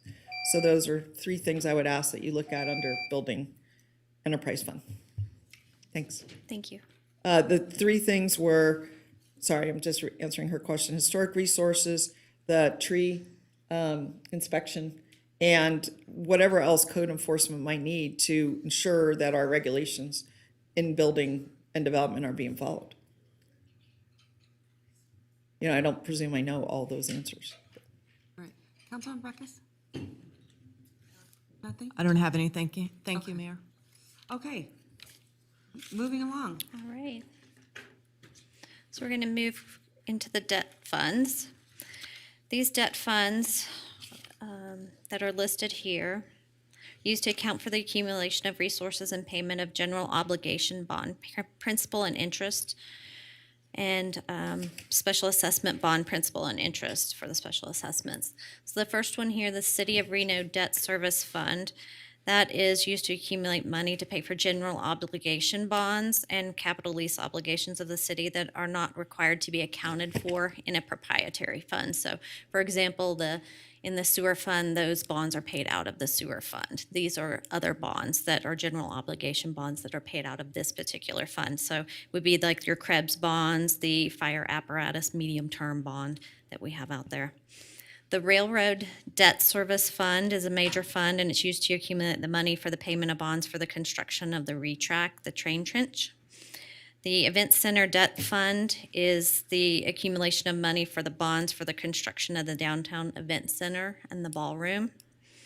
The Special Assessment District Debt Service Funds are the money used for the special assessment bonds of the city. And so those are the various different types of debt that we have. And then Madam Mayor, if I could, okay. So, I appreciate, and there was a question earlier about how you gobble things up into general government, but to me, it's always what's touching the general fund. So, City of Reno Debt Service Fund, what of you're going to spend this budget 5.8 million on that. Is that how I understand that column? Is that correct? On your first slide? correct, that Okay. includes the principal and the interest, yes. Principal and interest, that's the 60 million that you're in ordinance for right now, correct? Yes, And then it's also for the fire apparatus, which correct. you learned you couldn't pay off in total, that medium term. Correct. And so then that's general fund. The sales tax, the Cabela's, that does not touch the general fund because those are all private placed to Cabela's, correct? Correct. Okay. And then we've got the Railroad Debt Service Fund. That does not touch the general fund unless we sell a property, correct? Okay. And then the Event Center Debt Service Fund, now that's the scary one that we spend quite a bit. Of that 8.5, how much are you estimating is going to touch our general fund? Last year, during the downturn, the revenues in the event center did go down to the point where we did have to transfer $2.4 million into there last year. In the Okay. current year budget, we didn't know how the economy was going to go, and to be conservative and make sure that we covered all the bases and that we made sure everything was sustainable, we budgeted $2 million to go to the Event Center Debt Service Fund in the event that this revenues didn't come back as fast Okay. as they have. And Okay. so we actually do not need that transfer this year. But you budgeted for it? Correct. Okay. Well, I'm going to put a marker down on that because each augmentation, I'd like to know how that's doing. because I want the council to have discretion. If things are left on the table for the council, I want us to know and be asked, here's the marker of how that's going.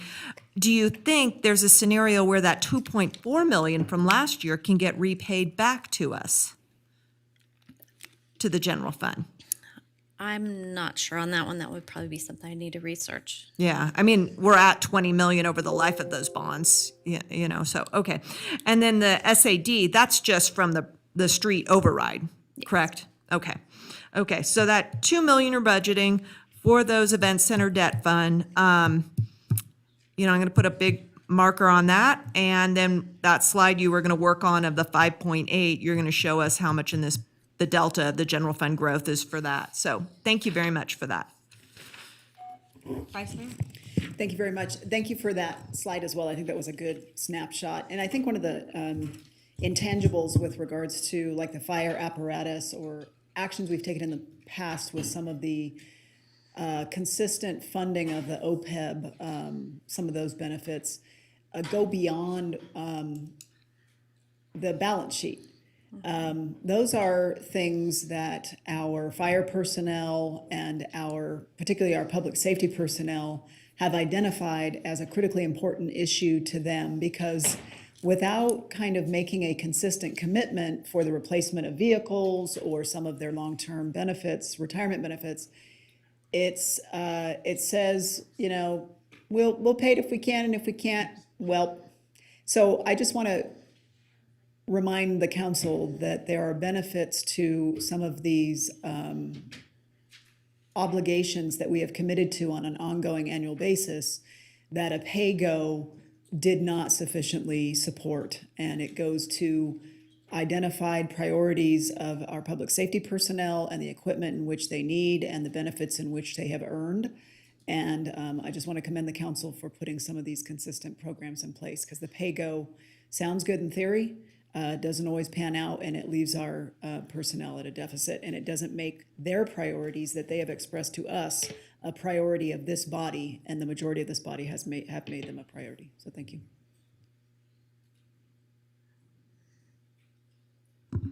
Okay. No more.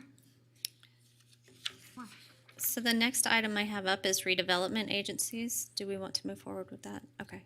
Madam Clerk, do we need to convene redevelopment agency? Thank you, Vicki. So we will go ahead and open the redevelopment agency board at this time. I will go ahead and call roll. Councilmember Breckus. Here. Doer. Absent at this time. Delgado. Here. Weber. Jordan. Here. Reese, absent at this time. Shavy. Here. Madam Mayor, you do have a quorum of the redevelopment agency board. All right. And we have no opening public comment for item E2, so we're looking for item E3, approval of the agenda. All right, may I get a motion? Move to I approve. have a motion, I have a second. All those in favor say aye. All those opposed? Motion carries. Thank you. So we're on item E4, presentations. Vicki Van Buren.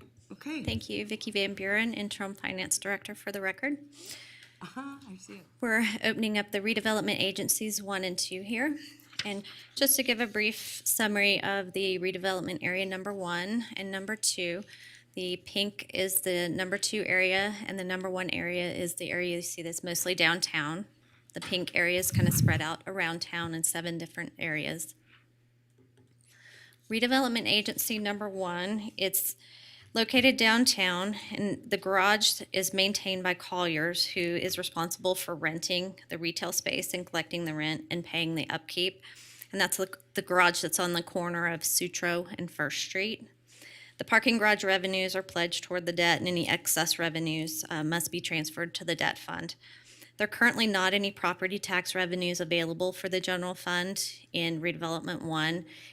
All of the money that is coming in for property tax revenue is being pledged toward the debt in that one. The debt that includes bonds issued to build various projects. There was a settlement agreement in place that ended in 2018 that ensured that enough revenues were brought in to cover the debt service in there. But since that time, we've been using reserves and cash balances to make the bond payments in that fund.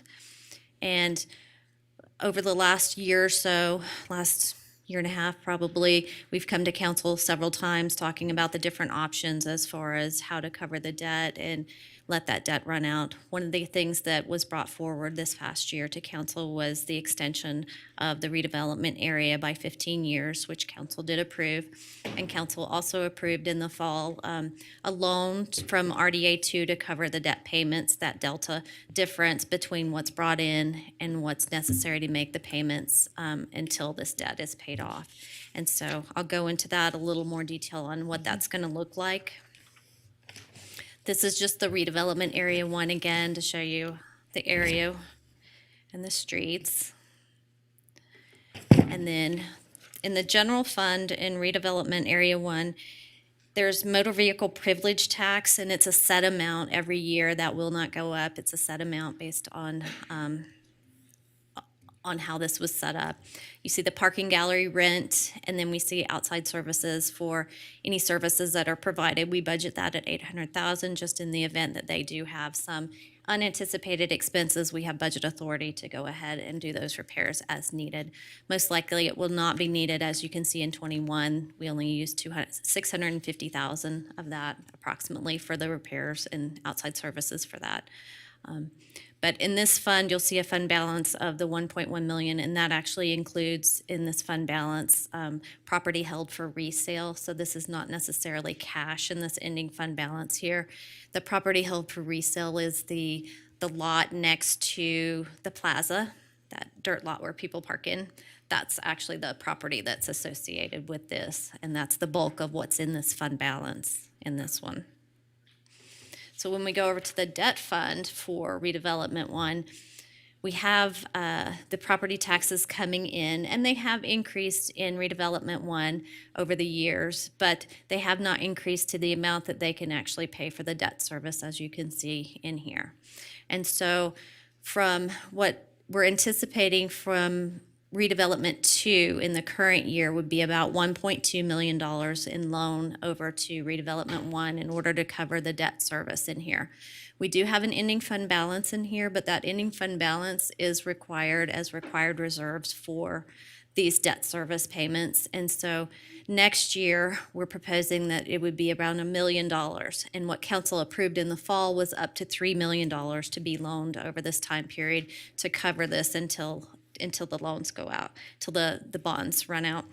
We have 3 bonds in here, the 2007 A, B, and C bonds. The 2000 A bonds actually pay off next year, and those are approximately $800,000 in principal and interest on those, so those will be paid off. And then the B and C bonds, those end in 5 years, and those will end in 2027.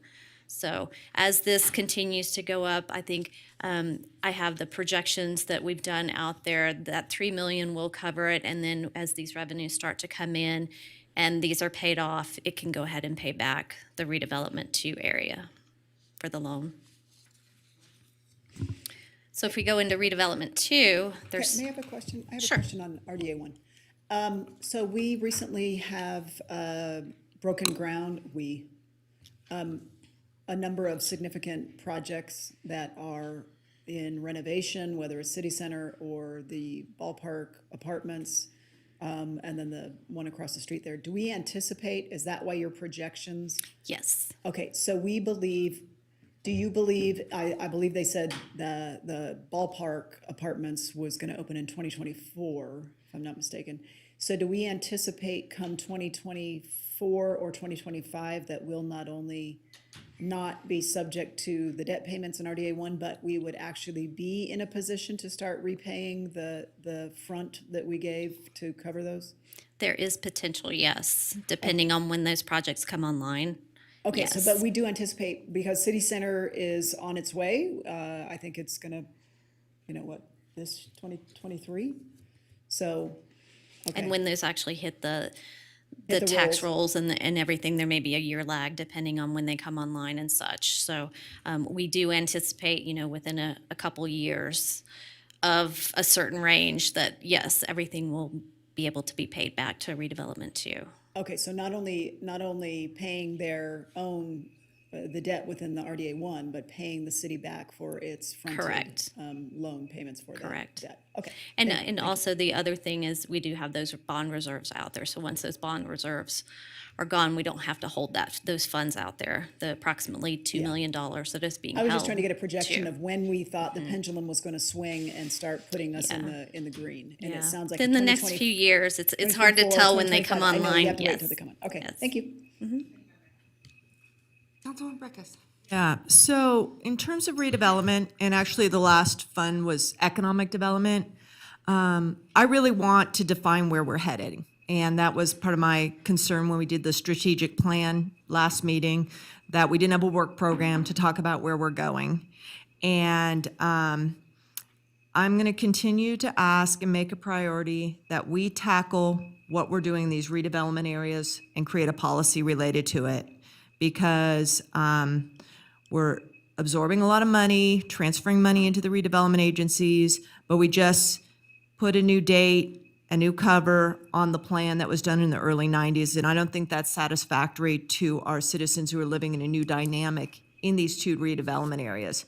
So every time we're going to convene as a redevelopment agency and ask for next items, I'm going to ask for consideration and update to the redevelopment plans. And we're going to get there.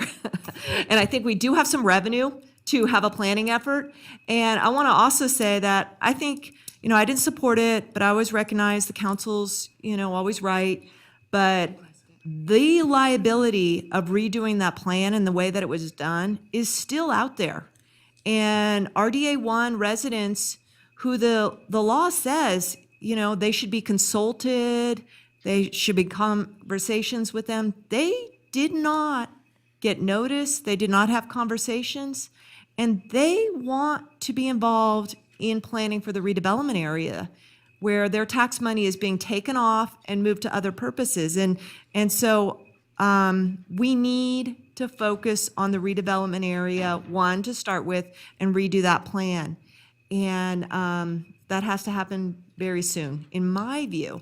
And so I'm going to keep asking for that and want to know where are we at on revenue coming in for both, because we've been kind of moving them. What are you projecting on revenue for both areas? Just this miscellaneous 12,000? That's in one, correct? Those are the expenses. So the revenue in this particular debt fund is 1.8 million. Okay, but And it has grown.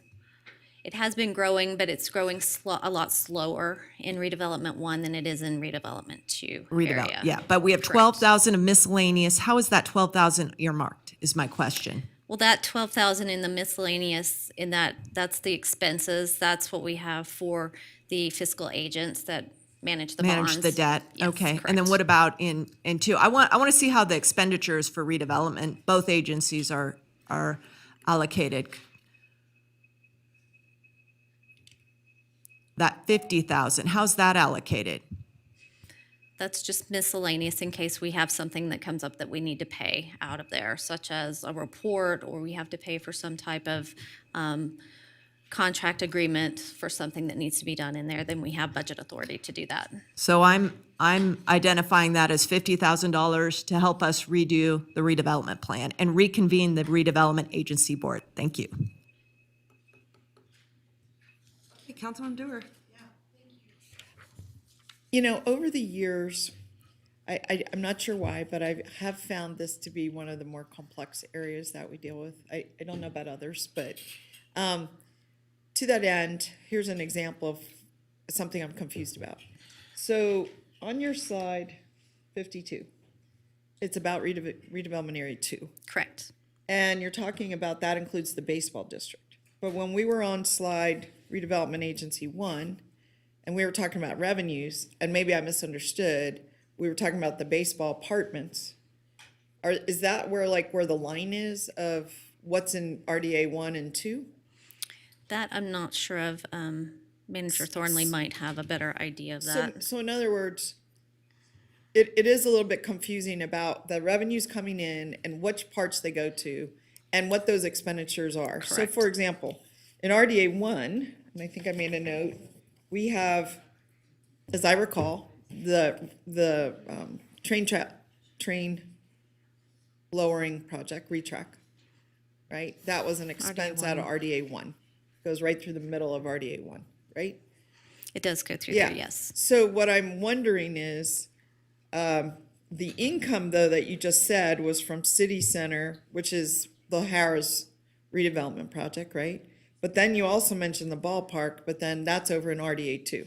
So that's where, if you understand, Mr. Manager, it might be good to get like just a little map of what are the expenses in each one and what are the income in each one, like mapped to where we know. And I understand we're doing inner loans, but still it would be good to know how each one stands. What commitments have been made? What have we sold bonds for in each one? And what are the revenues that we're looking at from each one? We can do that. Yeah, that'd be great. Thank you. Well, I have them separated. I just haven't gotten to RDA 2 yet. Well, I looked ahead on RDA 2, but what I'm saying is it doesn't show, to my knowledge, it doesn't break down like what we actually spent, like what the expense was for. We don't have many expenses for each one. So your expenditures for RDA 1 Yeah. are generally going to be those bonds, those The three train bonds tra- that we have. The retrack. No, these are the No. bonds that were to do various projects within the RDA 1 That's all area. I'm asking for. If I could know what projects we're talking about, that's all. That'd be great. Thank you. All right, any further questions? No? Okay. Okay, RDA 2. Those are the 7 different areas, and it has Cabela's, the baseball district, and Parkland Mall. And as you mentioned, it is a little iffy on the baseball district, and I know we've had conversations with John Shipman at the attorney's office regarding that. It could be potentially paid out of RDA 1 or 2 because of the Okay. location of it. There is some flexibility overlap. there. There's some flexibility there. For purposes of this, it's paid out of RDA 2 because RDA 2 is doing much better than RDA 1 at this point. And it's paid through an outside services agreement.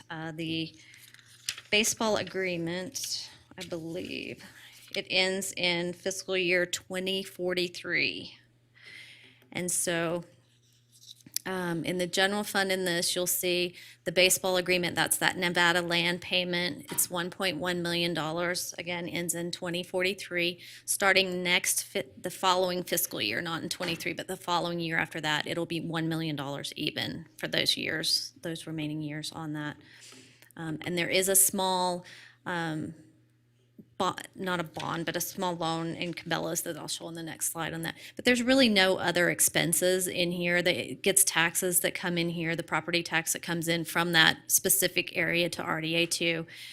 Last year, we got almost $2.5 million, and then current year estimate is 4.2, and then 4.3-ish for next year. So this area is growing a lot faster than RDA 1 area, but they both are growing. This one's just seeing more growth based on the area that it's located. And so in their debt fund for RDA 2, there's really only that debt for Cabela's for it's a small loan that's out there for that. That goes until fiscal year 35, and that was just for some improvements there, and it's a very small loan. But there are really no other expenses. It doesn't have any other debt associated with it.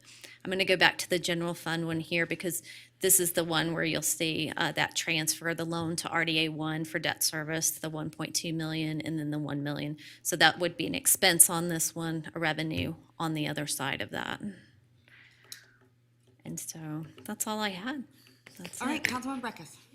You know, I think before doing a plan for RDAs, I think we need a white paper done by an outside expert on RDA, explaining the tool, explaining where it is and exists today in Reno, you know, potential for the future and so on. I think that, you know, to Ms. Jardin's point,